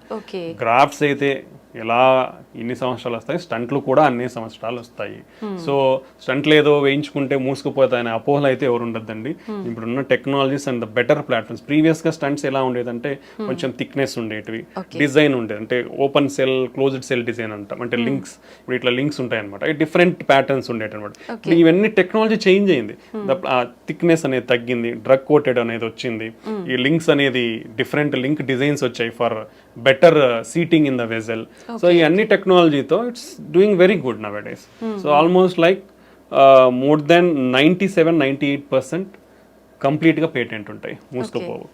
Only less chances, only 2-3% only మూసుకుపోయి, still less, చాలా తక్కువ అది మూసుకుపోవడం. So stents are very good option and very safe procedure and very easy. Stent వేయించుకున్నాక 2వ రోజుకి డిశ్చార్జ్ అయిపోతాం, హ్యాపీగా పోతాం, హ్యాపీగా అన్ని పనులు చేసుకుంటాం. సో ఈ అపోహల నుంచి బయటకు రండి. ఇంత అడ్వాన్స్మెంట్స్ ఇంత ఉన్న తర్వాత ఓపెన్ హార్ట్ అనేది చాలా తక్కువ అవసరం పడుతుంది. బట్ డెఫినెట్లీ ఎవరికైతే ఇండికేటెడ్ ఉందో వాళ్ళకి ఆ ఆప్షన్ ఇస్తాము. But majority of the people we can do stenting and lot of technologies is there. ప్రతి వెజల్ని కూడా ఓపెన్ చేయొచ్చు ఇప్పుడున్న మనకున్న టెక్నాలజీ అయితే. So that is my advice. Okay sir, ఒకసారి స్టంట్ అయిన తర్వాత కానీ ఓపెన్ హార్ట్ సర్జరీ అయిన తర్వాత కానీ పేషెంట్ ఎన్ని మంత్స్కి ఒకసారి చెకప్ చేయించుకోవాల్సి ఉంటుంది? Usually in early stages, initially we'll always ask for early reviews. ఎందుకంటే we have to carefully follow them. ఎందుకంటే ఒకసారి హార్ట్ అటాక్ ఎఫెక్ట్ అయిన తర్వాత మళ్ళీ ఎఫెక్ట్ అయ్యే ఛాన్సెస్ ఎక్కువ ఉంటాయి కాబట్టి, అండ్ వాళ్ళకున్న రిస్క్ ఫ్యాక్టర్స్ అనేది మనం కేర్ఫుల్గా కంట్రోల్ చేయాలి, పర్టికులర్లీ డయాబెటీస్ ఉన్న వాళ్ళు. ఇనిషియల్లీ ఎవ్రీ మంత్లీ రావడం చాలా మంచిది, సో దట్ మీకు మీ బీపీ కంట్రోల్ కానీ, షుగర్ కంట్రోల్ కానీ, కొలెస్ట్రాల్ కంట్రోల్ కానీ స్ట్రిక్ట్గా చేయడం వల్ల మీకు ఫ్యూచర్లో ప్రాబ్లమ్స్ లేకుండా ఉంటుంది. సో మీ హార్ట్ గిన ఒకవేళ హార్ట్ ఫంక్షన్ గిన వీక్ అయిందనుకోండి, ఎవ్రీ మంత్లీ చెక్ చేయించుకుంటే ఎంత ఇంప్రూవ్ అవుతుంది అనేది మనకు తెలుస్తుంది. సో వీల్ మినిమల్లీ 3 months వరకు చూస్తాం. 3 monthsలో ద ఇంప్రూవ్మెంట్ ఎంత వస్తుంది అది మాక్సిమం ఉంటుంది. Okay, after that minimal improvement ఉంటుంది. సో దాన్ని బట్టి ఫర్దర్ ట్రీట్మెంట్ ఆప్షన్స్ ఉంటాయి. ఇప్పుడు హార్ట్ ఫంక్షన్ అనేది లెస్ దెన్ 30-35% ఉందనుకోండి, even after 3 months of treatment with good medications, okay, అప్పుడు వాళ్ళకి ఐసీడీ అనేది ఉంటుంది, అంటే హార్ట్ వీక్ ఉన్న వాళ్ళు సడన్ గా చనిపోయే అవకాశాలు ఎక్కువ ఉంటాయి. సో అలాంటి వాళ్ళు ముందే, అంటే హార్ట్ రేట్ అబ్నార్మాలిటీస్ రాకముందే ఐసీడీ అనేది వేయించుకుంటే వాళ్ళు ఫ్యూచర్లో సడన్ గా చనిపోయే ప్రమాదం నుంచి కాపాడుకోవచ్చు అనమాట. సో ఇది చాలా ఇంపార్టెంట్. ఓకే, సో ఇలాంటివన్నీ మనకి కేర్ఫుల్ అబ్జర్వేషన్లో ఉంటేనే తెలుస్తాయి. ఇప్పుడు షుగర్ ఉన్న వాళ్ళు 3 monthsకి వచ్చారనుకోండి, అన్కంట్రోల్డ్ షుగర్ ఉంటే వేసిన స్టంట్లు కానీ, గ్రాఫ్ట్స్, బైపాస్ గ్రాఫ్ట్లు కానీ ఫెయిల్ అయిపోతాయి. ఇవన్నీ చాలా ఇంపార్టెంట్ కాబట్టి ఇనిషియల్గా around 3 to 6 months every monthly visit will help them. అంటే that also depends on the patient condition బట్టి, సిమ్టమ్స్ బట్టి డాక్టర్ అడ్వైస్ చేస్తారు. After that if the patient is good, every 2 months or 3 months they can follow. Okay, ప్రతి ఒక్కరు అంటే local availability ఉన్న వాళ్ళు నెల వస్తారు, బట్ బయట నుంచి ఊర్లో నుంచి వచ్చే వాళ్ళు నెల రావాలి అంటే వాళ్ళకి ఇబ్బందులు వాళ్ళకు ఉంటాయి. సో అలాంటి వాళ్ళు స్ట్రిక్ట్ గా కంట్రోల్లో పెట్టుకొని మంచిగా ఉంటే 2-3 monthsకి ఫాలో అవ్వచ్చు. లేదా అక్కడ దగ్గరలో ఉన్న డాక్టర్స్ ఉన్నా కానీ లోకల్ గా ఫాలో అవ్వచ్చు, స్పెషలిస్ట్ ఎవరైనా అవైలబిలిటీ ఉంటే. Okay, that is the advice. After that అంతా బాగుంది 1 సంవత్సరం వరకు అంటే yearly annual checkups compulsory. Okay, ఒక సంవత్సరానికి అంతా బాగుంది, హార్ట్ ఫంక్షన్ ఇంప్రూవ్ అయిపోయింది, రెగ్యులర్గా మందులు వాడుతున్నాడు, బీపీ, షుగర్, కొలెస్ట్రాల్ అన్ని కంట్రోల్లో ఉన్నాయి, తనకి ఏమి సిమ్టమ్స్ ఏం లేవు, ప్రాబ్లమ్స్ ఏం లేవు, they can do every 6 months or annual checkups. వాళ్ళకి అప్పుడు ఆ ఫర్దర్ రివ్యూలో you can identify if any problems is there, otherwise they can continue మళ్ళీ అవే మందులు వాడుకోవచ్చు అనమాట. ఓకే సార్, ఒకసారి స్టంట్ వేసి అది మూసుకుపోయిన తర్వాత మళ్ళీ స్టంట్ వేయటం అనేది రిస్క్తో కూడుకున్న పని అంటారా? Nice question. అసలుకి లైక్ గుడ్ క్వశ్చన్స్ మీరు అడుగుతున్నారు, ఎందుకంటే lot of people have to know all these things. ఒకసారి స్టంట్ వేసిన తర్వాత మళ్ళీ స్టంట్ అనేది వేయించుకోవచ్చు, it's not a problem. Even second time fail అయినాక థర్డ్ టైం కూడా వేయించుకోవచ్చు. Up to 3 maximum levels there is a chance. Now we are having latest technology called drug coated balloons. And it's like previous technology but refined now came with very refinement and good clinical ట్రయల్స్తో వచ్చి it showing promising results call drug coated balloon. అంటే stent అవసరం లేకుండా మనము మందు పూసిన బెలూన్ని తీసుకొని పోయి ఎక్కడైతే బ్లాక్ ఉందో అంటే దాని ఫస్ట్ ఏదైతే బ్లాక్ ఉందో దాన్ని ఓపెన్ చేస్తాం, నీట్గా వెజల్ సైజ్ ఎంత సైజ్ ఉందో ఆ సైజ్కి మనం దాన్ని ఓపెన్ చేస్తాం. ఓపెన్ చేసిన తర్వాత స్టంట్ పెట్టకుండా మనం ఆ డ్రగ్ కోటెడ్ బెలూన్ని తీసుకొని పోయిస్తే ఆ డ్రగ్ కోటెడ్ బెలూన్ని ఎక్కడైతే నేరో అయిందో అక్కడ పెట్టినప్పుడు ఆ బెలూన్ మీద ఉండే డ్రగ్ మొత్తం వెజల్లోకి అంతా అబ్జర్వ్ అయ్యి అక్కడ మళ్ళీ బ్లాక్ రాకుండా ప్రివెంట్ చేస్తుంది అనమాట. సో ఇది అడ్వాన్స్మెంట్. సో ఈ డ్రగ్ కోటెడ్ బెలూన్ అడ్వాన్స్మెంట్స్ తో ఆల్మోస్ట్ లైక్ ఇప్పుడు స్టంట్ బ్లాక్ అయింది అనుకోండి, వీళ్ళు ఓపెన్ అంటే మనం ఎందుకు బ్లాక్ అయింది అనేది అనలైజ్ చేస్తాం first. That is the advantage of imaging. దాన్ని ఓసిటీ ఇమేజింగ్ అంటాం. ఆ ఓసిటీ ఇమేజింగ్ తో ఎందుకు అంటే నియోఅథెరో అంటే మళ్ళీ కొలెస్ట్రాల్ పేరుకుపోయిందా, లేదంటే స్టంట్ ఎక్స్పాండ్ కాలేదా ప్రాపర్గా, లేదంటే స్టంట్ ఫ్రాక్చర్ ఏమన్నా ఉందా, స్టంట్ వాల్కి సరిగా అతుక్కోలేదా, ఈ ఫ్యాక్టర్స్ అన్ని మనం అనలైజ్ చేస్తాం ఇమేజింగ్ ద్వారా. సో మనకి దేని వల్ల అని తెలిసినప్పుడు we can take a proper decision. So అలాంటి సమయంలో ఇప్పుడు సరిగా ఎక్స్పాండ్ కాలేదో లేదంటే సరిగా అతుక్కోలేదు అనుకోండి, ఓపెన్ చేసి ప్రాపర్గా డైలేట్ చేసి డ్రగ్ కోటెడ్ బెలూన్ పెడితే ఫ్యూచర్లో మళ్ళీ బ్లాక్ ఉండదు. లేదు ప్రాపర్గా ఎక్స్పాన్షన్ అయింది, వెజల్ వాల్కి అతుక్కుంది, స్టంట్ లోపల మళ్ళీ కొవ్వు పేరుకుపోయి మళ్ళీ బ్లాక్ వచ్చింది అనుకోండి, then we will do depends on the characteristics of the plaque. ప్రాపర్గా ఎక్స్పాన్షన్ అయింది, no major issues, plaque and cholesterol burden అంత లేదు అనుకుంటే డ్రగ్ కోటెడ్ బెలూన్ వాడచ్చు. లేదు చాలా బర్డన్ ఉంది, టఫ్ లీజన్ ఉంది, స్టంట్ కంపల్సరీ అంటే స్టంట్ మళ్ళీ పెట్టచ్చు. So 2 to 3 times or 4 times we can use drug coated balloon technology and stunting. So multiple times block అయినా వర్రీ అవ్వాల్సిన అవసరం లేదు. చాలా మంది వర్రీ అవుతున్నారు. ఇండియా అది ఐ ఆల్వేస్ టెల్ యూ, అంటే మన దేశంలో ఎకనామిక్స్ అనేది చాలా ఇంపార్టెంట్ అండి, బికాస్ ఇన్సూరెన్స్ అనేది చాలా తక్కువ కాబట్టి. That's why insurances are compulsory to face all these problems. ఎందుకంటే మనకున్న లైఫ్ స్టైల్కి we don't know what problems will get. Everybody అంటే not only general public, everybody, even educated uneducated అందరికి కూడా ఇన్సూరెన్స్ అనేది కంపల్సరీ. బికాస్ ఈ prices whatever you see prices are increasing every year. మనకు health care అనే కాదు, అన్ని ప్రైజెస్ పెరుగుతున్నప్పుడు హెల్త్ కేర్లో కూడా పెరుగుతాయి. So if you want to deal with rising prices, insurance is a compulsory thing. So మనకి ఎకనామిక్స్ అన్ని ఉంటాయి కాబట్టి it's very difficult some decisions. So but ఒకసారి స్టంట్ బ్లాక్ అయిన తర్వాత డెఫినెట్లీ ఇంకోసారి స్టంట్ వేయించుకోవచ్చు, లేదా డ్రగ్ కోటెడ్ బెలూన్ వాడుకోవచ్చు. స్టంట్ బ్లాక్ అయిన తర్వాత డ్రగ్ కోటెడ్ బెలూన్ వాడిన తర్వాత కూడా మళ్ళీ బ్లాక్ వచ్చిందా, ఫైన్. సెకండ్ అంటే third time, first stent, second drug coated, third time you can go stenting. For suppose అంటే ఎన్నిసార్లు బ్లాక్ అంటే ఇంతకు ముందు కాలంలో ఉన్న టెక్నాలజీ వేరు కాబట్టి పాతకి వేసినట్టు మేబీ బ్లాక్ అయితే ఉండొచ్చు. బట్ ఇప్పుడు ఉన్న ప్రజెంట్ లేటెస్ట్ జనరేషన్ టెక్నాలజీతో బ్లాక్స్ మళ్ళీ అయ్యే ఛాన్సెస్ తక్కువ ఉంటాయి. ఓకే, సో అలా ఒకవేళ అయినా మళ్ళీ ఇంకోసారి డ్రగ్ కోటెడ్ బెలూన్ వాడుకోవచ్చు. So you are having multiple options to open that vessel అనమాట. So these are the advantages whatever we are having nowadays. Okay sir, జనరల్గా మనం ఎలాంటి చిన్న చిన్న ఆపరేషన్స్ చేసినా కూడా కాంప్లికేషన్స్ అయితే కంపల్సరీ. ఇంత పెద్ద సర్జరీ, హార్టే మనకు మెయిన్. ఇలాంటి సర్జరీ చేసినప్పుడు ఖచ్చితంగా కాంప్లికేషన్స్ వస్తాయి. Very good. ఎక్కువ ఎలాంటి కాంప్లికేషన్స్ వస్తాయి? అసలు మీరు అడిగే క్వశ్చన్ ఎక్సలెంట్ చెప్తున్నాను. నిజంగా ఇంతవరకు నేను చాలా ఇంటర్వ్యూస్ ఇచ్చాను, nobody has thought about it. ఎందుకంటే lot of practical scenarios if you see, మీరు అనేది అందరూ అలా ఆలోచిస్తే చాలా మంచిది. Because the doctor always try to give the best result. Our first goal is to make the patient live long. ఒక మనిషి ఏదైనా ప్రాబ్లంతో వస్తే డాక్టర్ ఈ మనిషికి ఏ వైద్యంతో ప్రొలాంగ్ చేయగలం life. Okay, nobody can give, we are not gods to give life up to 80 years. We can prolong your life by giving good treatment. Okay, so any procedure అంటే మీరు చిన్న ఇక్కడ ఏదో కాలికి సర్జరీ చేసినా, లేదా చేతికి చేసినా, చిన్న పొట్టకి సర్జరీ చేసినా, ఓకే, చిన్న ముక్కు సర్జరీ చేసినా రిస్క్ ఉంది, కంటి సర్జరీ చేసినా రిస్క్ ఉంది. బట్ హార్ట్ అనేది ఎంత వైటల్ ఆర్గన్ అంటే నీ బాడీ మొత్తానికి పంప్ చేస్తుంది హార్ట్. సో నువ్వు ఆ హార్ట్ తో డీల్ చేసినప్పుడు lot of complications will happen. Okay, చాలా కాంప్లికేషన్స్ ఉంటాయి. If you take the studies, మనకున్న డేటాని తీసుకుంటే ఇండియన్స్ ఒక 10 years హార్ట్ అటాక్ వస్తుంది ముందర. ఓకే, 30 నుంచి 35 సంవత్సరాల తర్వాత మన ఇప్పుడున్న జనరేషన్లో రిస్క్ ఫ్యాక్టర్స్ ఉన్నది. If you compare previously some years back, ఇప్పుడు మన రిస్క్ ఫ్యాక్టర్స్ అనేది అసలు కంటిన్యూస్ రైజింగ్ ట్రెండ్లో ఉన్నాయి. అంటే అంత ఫాస్ట్గా పెరుగుతున్నాయి. యూనో అవర్ ఏజింగ్ పాపులేషన్, ఇంతకుముందు యూఎస్లో 75 years ఏజ్ డబుల్ కానికి 65 పట్టింది. అంటే ఆ పాపులేషన్ ఏజ్డ్ పాపులేషన్ డబుల్ గానికి 65 ఇయర్స్ పట్టింది. ఇండియాలో ఎవ్రీ 25 ఇయర్స్కి డబుల్ అవుతుంది. ఎవ్రీ 25 ఇయర్స్కి 50 years more than aged population is doubling in India. Lot of and ఎవరైతే హార్ట్ అటాక్ తో ప్రజెంట్ అవుతున్నారో compare to western countries or European countries, ఇక్కడ డబల్ కాంప్లికేషన్స్ ఉంటున్నాయి. అంటే మన జెనెటిక్ ప్రొఫైల్, మన రిస్క్ ప్రొఫైల్ అనేది చాలా ఎక్కువ ఉంది ఇక్కడ. సో కాంప్లికేషన్స్ అనే రేట్స్ కూడా ఎక్కువ ఉన్నాయి. So compare to others we are having higher complication rates. These are because of our life style and our genetic factors and demographic factors అన్నమాట. So heart is a very vital organ. So ఎందుకంటే everything will happen in seconds అండి ఇక్కడ. So we take that much precaution to do any procedure, either in stunting కానివ్వండి, lot of procedure any if you count I will take some 30, 40, 50 procedures and I will name it. అంటే not only stunting ఒకటే కాదు, కార్డియాలజీలో ఉండేది heart holes ఉంటాయి. Heart holes ని close చేస్తాం, దాంట్లో different రకాల హార్ట్ హోల్స్ ఉంటాయి. లేదా ఈ వాల్స్ అనేది నేరో అయిపోతాయి, నేరో అయినప్పుడు బెలూన్ తీసుకుని పోయి ఓపెన్ చేస్తాం. ఓకే, ఇవి ఉంటాయి. పేస్ మేకర్స్ ఉంటాయి, ఐసిడిస్ ఉంటాయి. ఓకే, ఇలాంటి చాలా ప్రొసీజర్స్ ఉన్నాయి కార్డియాలజీలో. So without the need of open heart surgery we are doing all these things.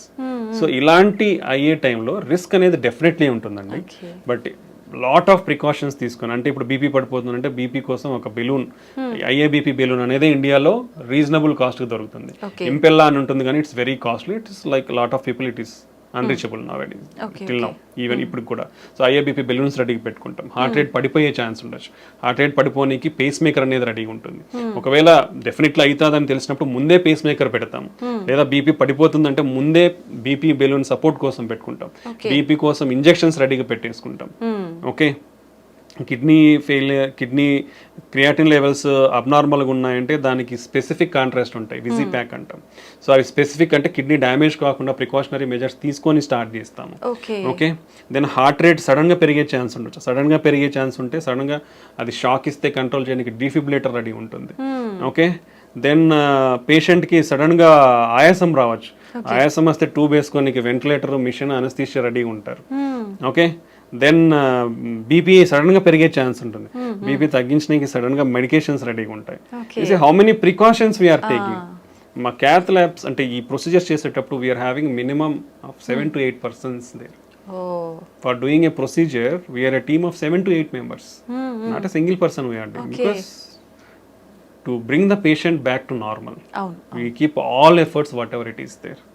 So ఇట్లాంటి రిస్క్స్ అనేది ఉంటాయండి. ఈ రిస్క్స్ అన్ని కూడా లెస్ దెన్ 1%, 2% లో చేస్తున్నాం మేము. Okay, hardly less than 1%.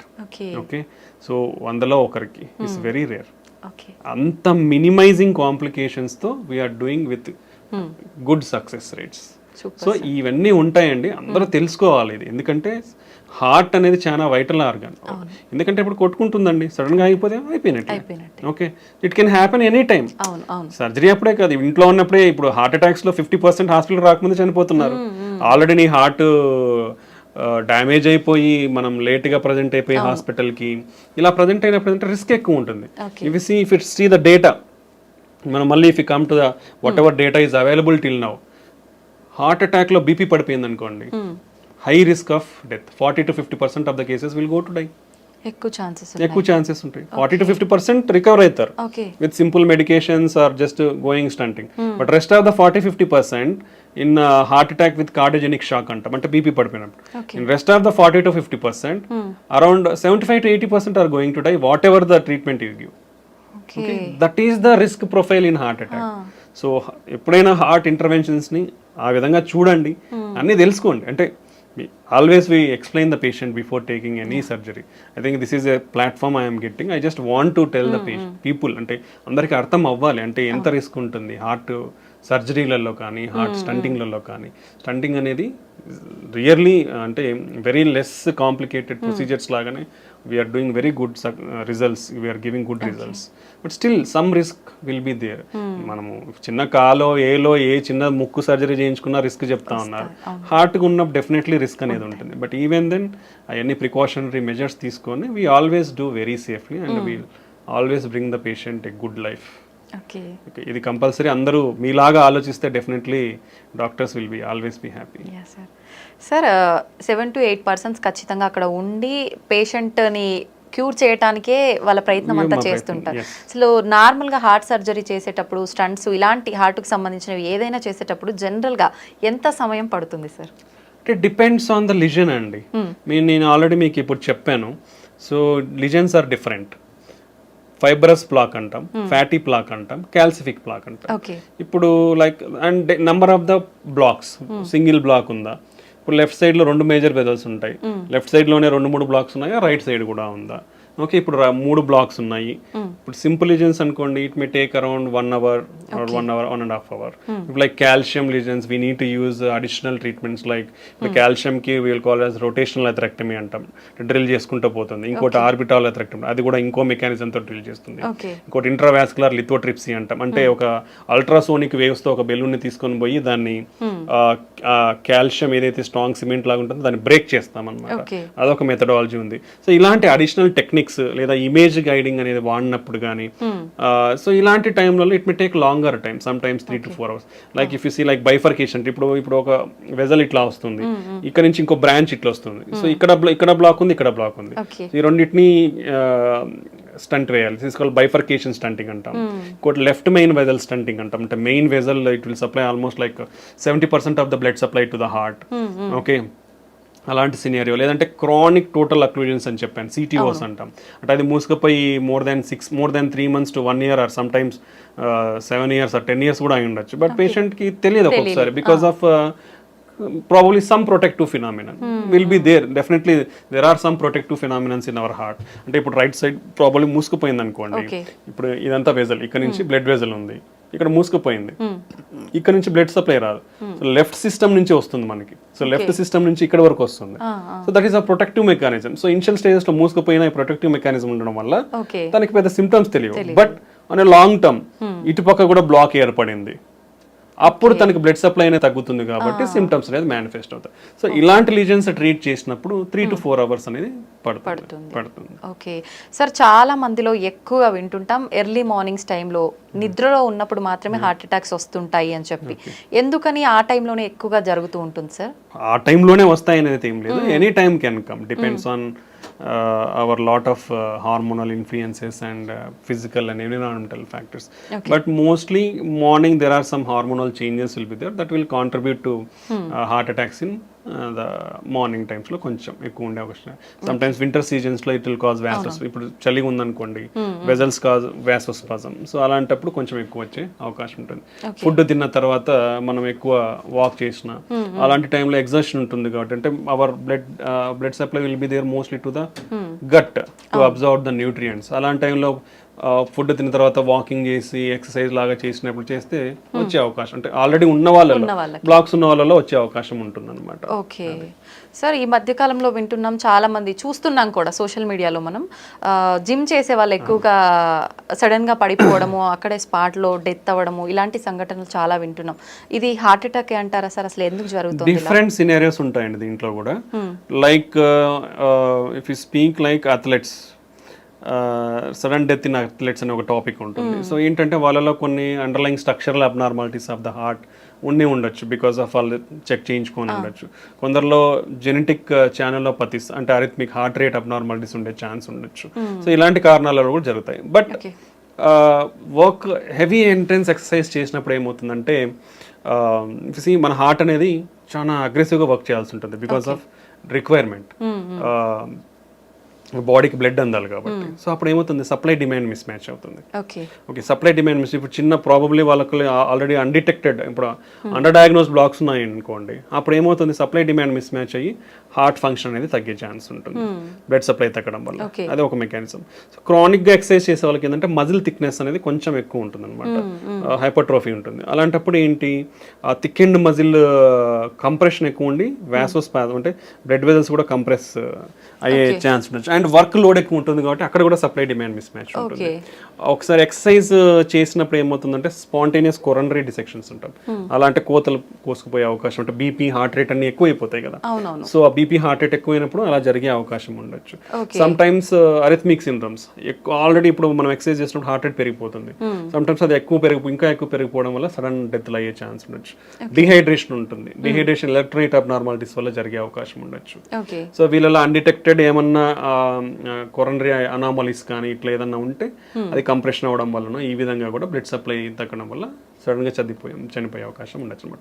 So better evaluate yourself before doing intense workouts. మనం already we discussed heavy intense workouts are not much required. Minimum of 150 minutes per week, 75 minutes of high intense workouts per week is enough. So you can take gaps between doing intense workouts. You can limit yourself up to what level you can do. So precautionary anni తీసుకొని then under strict guidance there should be some person మీరు ఇలా చేసేటప్పుడు ఒక strict person who knows how to మనం రీససిటేషన్ అంటాం. Suppose in case ఏదైనా జరిగితే at least they know how to do a CPR and until the medical facility arrives at you. So ఇవన్నీ setup ఉండి ప్రికాషనరీగా ఉన్న తర్వాతనే హై ఇంటెన్స్ వర్కౌట్స్ అనేది వెళ్ళడం మంచిది అనమాట. ఓకే సార్, కరోనాకి ఎఫెక్ట్ అయిన వాళ్ళలో ఎక్కువగా గుండె జబ్బులు వస్తున్నాయని చెప్పి వింటున్నాం, ఇదంతా నిజమే అంటారా? దేర్ ఆర్ సమ్ మెకానిజమ్స్ అండి, అంటే దాని వల్లనే వస్తున్నాయి అని అయితే ఏమీ మనం చెప్పలేం, but there is a possibility is there. So covid అనేది ఒక inflammatory disease, okay, basically, and microvascular disease అనేది కూడా అంటాం, microvascular inflammatory disease. So post covid అంటే కోవిడ్ తర్వాత కూడా ఈ ఇన్ఫ్లమేషన్ కానీ ఇమ్యూనిటీ డిస్రెగ్యులేషన్ అనేది కొంచెం ఉంటుంది. వాట్ ఎవర్ ద మనకి స్టడీస్లో మెకానిజమ్స్, ప్రపోజ్డ్ మెకానిజమ్స్, అలానే సమ్ అనటామిక్ డిస్టర్బెన్స్ అంటే మన సింపెథటిక్ యాక్టివిటీ, పారాసింపెథటిక్ యాక్టివిటీ, రెండు సిస్టమ్స్ ఉంటాయి మనకి. అటోనామిక్స్ అంటే మన బ్లడ్ ప్రెషర్ని, హార్ట్ రేట్ని కంట్రోల్, బ్లడ్ వాల్యూమ్ని కంట్రోల్ చేసే సిస్టమ్స్ ఉన్నాయి. సో ఆ ఇంబ్యాలెన్స్ కూడా ఉందన్నమాట. సో అండ్ ఇన్ఫ్లమేషన్ వల్ల ఏమవుతుందంటే మన వెజల్ డ్యామేజ్ అవుతుంటుంది, కొంచెం more prone to thrombotic risk ఉంది. సో ఈ అండర్లయింగ్ మెకానిజమ్స్ వల్ల కోవిడ్ తర్వాత కూడా కొంచెం, అంటే పర్టికులర్లీ ఈ రిస్క్ కూడా ఎవరిలో ఎక్కువ ఉంటుందంటే రిస్క్ ఫ్యాక్టర్స్ ఉన్న వాళ్ళలో, already sugar, BP, cholesterol problem, kidney problems, old age ఉన్న వాళ్ళు, ఆల్రెడీ హెల్త్ ఇష్యూస్ ఉన్న వాళ్ళలో కొంచెం ఎక్కువగా చూపిస్తా ఉందన్నమాట. అదర్వైజ్ రెస్ట్ ఆఫ్ ద పీపుల్లో అంత ఎఫెక్ట్స్ మనకి, ఇలాంటి వాళ్ళలో కొంచెం ఎఫెక్ట్స్ ఉండే అవకాశం అయితే ఉంటుందన్నమాట. సో పోస్ట్ కోవిడ్ ఈ విధంగా జరిగే అవకాశం కనిపిస్తా ఉంది. ఓకే సార్, వంశ పారంపర్యంగా కూడా మనకు జెనెటిక్స్ ని బట్టి హార్ట్ అటాక్ వచ్చే ఛాన్స్ ఉంటుందని అయితే వింటున్నాం. ఎంత వరకు వచ్చే అవకాశం ఉంటుంది సార్? ఎంత శాతం? 1.5 to 2 fold రిస్క్ ఉందండి, అంటే 2 రెట్లు ఎక్కువ ఉంది. పర్టికులర్లీ హార్ట్ అటాక్ ఇంట్లో వాళ్ళకి లెస్ దాన్ 50 to 55 years లోపల మన ఇంట్లో వాళ్ళకి ఎవరికన్నా హార్ట్ అటాక్ వచ్చింది అనుకోండి, 2 రెట్లు ఎక్కువ మనం రిస్క్ లో ఉన్నట్లే. Okay, so lot of people are recognising that thing. ఫ్యామిలీలో చాలా మంది కూడా మేము చూస్తుంటాం ప్రాక్టీస్లో, they will come and regularly check themselves. So compulsory definitely genetic factories అనేది చాలా ఇంపార్టెంట్ అండి. సో 2 times రిస్క్ అనేది ఉంటుంది. సో కాబట్టి పర్టికులర్లీ ఇలాంటి సంఘటనలు ఇంట్లో ఎవరికైనా జరిగితే యంగ్స్టర్స్, ఫ్యామిలీలో ఉన్న యంగ్స్టర్స్ అందరూ కూడా చాలా కాషియస్గా ఉండాలి. రెగ్యులర్ చెకప్స్ అనేది కంపల్సరీ చేయించుకోవాలి. ఓకే, జెనెటిక్ కాంపోనెంట్ ఉంటుంది కాబట్టి హెల్తీ లైఫ్ స్టైల్ ఫాలో అవ్వాలి, రెగ్యులర్ ఎక్సర్సైజ్ చేయాలి. సో అండ్ ఒకవేళ ఈ వీళ్ళల్లో ఎవరికైనా రిస్క్, ఇప్పుడు హార్ట్ అటాక్లో ఇట్లా జరిగిన వాళ్ళకి బీపీ, షుగర్లు కూడా ఉండే అవకాశం ఉంటుంది ఇంట్లో. సో డెఫినెట్లీ అవన్నీ కూడా కంట్రోల్లో పెట్టుకోవాలి. ఈ జాగ్రత్తలు తీసుకుంటే మనం కొంచెం రిస్క్ను తగ్గించుకునే వాళ్ళం అవుతాం. ఓకే సార్, చాలా మంది పిల్లలు బై బర్తే హార్ట్లో హోల్ ఉందని చెప్పి రకరకాల హార్ట్ ప్రాబ్లమ్స్ గురించి వింటుంటాం. ఇవన్నీ జెనెటిక్సే అంటారా, వేరే ఇంకేదైనా రీజన్స్ ఉంటాయంటారా? మెయిన్ థింగ్ ఈజ్ జెనెటిక్స్ అండి. హార్ట్ హోల్స్ అనేది నిజంగా చెప్పాలంటే it's a good treatable disease. అది ఉంటే lot of the kids will get definite good treatment. But అది కాకుండా కాంప్లెక్స్ కంజెనిటల్ హార్ట్ డిసీజెస్ అంటాం. These are very difficult to treat. అంటే surgeries available, but they have to be long-term problems will be there in those type of complex congenital heart defects lo. Okay, primary thing genetics kaakunda second thing manam chuste maternal health is important. That is the most one of the most reason to consider. Andike lot of governments had concentrated on maternal health also. So వాళ్ళకి good nutrition is important. And మనం already discuss చేసుకున్నాం, వీళ్ళకి BP, sugar ఇవన్నీ కూడా develop కాకుండా ఉంటే they will give healthy, particularly infections, maternal infections కానీ, maternal drug abuse, maternal smoking, alcohol, drugs కానీ ఇవన్నీ ఉండకూడదు యూజువల్గా. ఓల్డ్ జనరేషన్లో అయితే లేవు, న్యూ జనరేషన్ మనకు తెలియదు. సో ఇవన్నీ డ్రగ్స్ ఎఫెక్ట్స్ కానీ, దెన్ ఈవెన్ సమ్ మెడికేషన్స్లో కూడా in pregnancy ante there are lot of limitations to give some medications. So we'll avoid completely some medications in pregnancy. Okay, so there are specific drugs to be given. Avanni monitor cheskoni istam anamata, that every physician or doctors will follow all those things to avoid these complications. And infections raakunda they have to maintain their health well. And their nutrition is most important. And baby birth kuda first 1,000 days of baby birth is most important. So they should compulsorily get the breastfeed. Always that is the most healthy diet for the newborn babies. So compulsory every woman should take initiative in breastfeed their babies. And nutrition, after that nutrition of the kids is most important. Okay, so healthy nutrition undali vallaki. Then they should be also taken care from infections. Because previously and even now still we are seeing rheumatic heart disease, infection related heart valve problems, acute rheumatic fever and rheumatic heart in children. And then even that infections will cause heart pump failure also. We'll call as myocarditis. So there are a lot of problems is there in children. So both maternal health and infant infant health is most important. ఈ జాగ్రత్తలు తీసుకుంటే కొంచెం genetic factors anyway మనం avoid చేయలేం కాబట్టి దీనివల్ల కొంచెం risk తగ్గించుకునే అవకాశం ఉండొచ్చు. ఓకే, మీరు ఇందాక కూడా చెప్పారు ఖచ్చితంగా మనము డైట్ ఎక్సర్సైజ్ అనేది ఇంపార్టెంట్. డైలీ రొటీన్ ఏ విధంగా ఉంటే ఇలాంటి ఇష్యూస్ రాకుండా కొంతవరకు కాపాడుకోవచ్చు అంటారు సార్? అంటే there is no specific thing for us. See ఒక్కొక్కరి dietary pattern if even okay different states ఒక స్టేట్లో తీసుకుంటే district dietary pattern is completely different ఉంటుంది. So based on your local diet, lot of people our staple diet is rice. In rice itself you can go better for unpolished rice. Okay, and quantity, how much of quantity you are taking. మనము we are usually 3 meals అందరికి ఇది standard మనకి ఇక్కడ. ఆ 3 meals ని ఎలా తీసుకుంటామంటే మనం overload. So that's not good. So every 3 meals మధ్యలో keep 1 snack meal. Okay, small snack meal, so that you can reduce the amount here. So ఒకేసారి ఎక్కువ తీసుకునేది అనేది తగ్గుతుంది. So take limited food multiple times rather than taking heavy food at only 3 times. That is one of the important thing where we can concentrate and change our lifestyle. That will reduce. And our snacks kuda you can take raw vegetables or only fruits, or you can take nuts. So these healthy nuts. Don't go for processed foods. Don't go for like ready to eat, ready to made foods. Those are all unhealthy, and it's only for చెప్పాను కదా, easy availability is causing lot of problems. అంతే sir.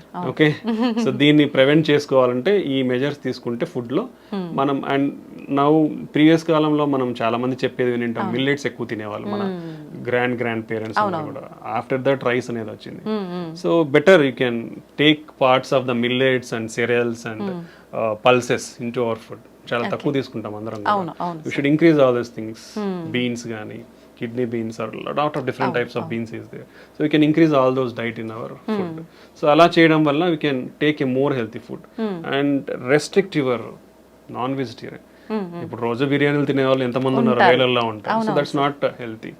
Okay, so you can reduce your non vegetarian. Previously only weekly once తినేవాళ్ళు. That's good really. Nowadays daily non veg లేనిదే ముద్ద కూడా దిగని వాళ్ళు చాలా మంది ఉంటారు. So that's not a good habit. we already discussed చేప అంటే ఫిష్ కానీ పౌల్ట్రీ కానీ 2 to 3 times. అంటే 2 to 3 times అంటే 3 days కాదండి, 2 to 3 servings. It is called 2 to 3 servings per week. Okay, అది important. That is important, not days.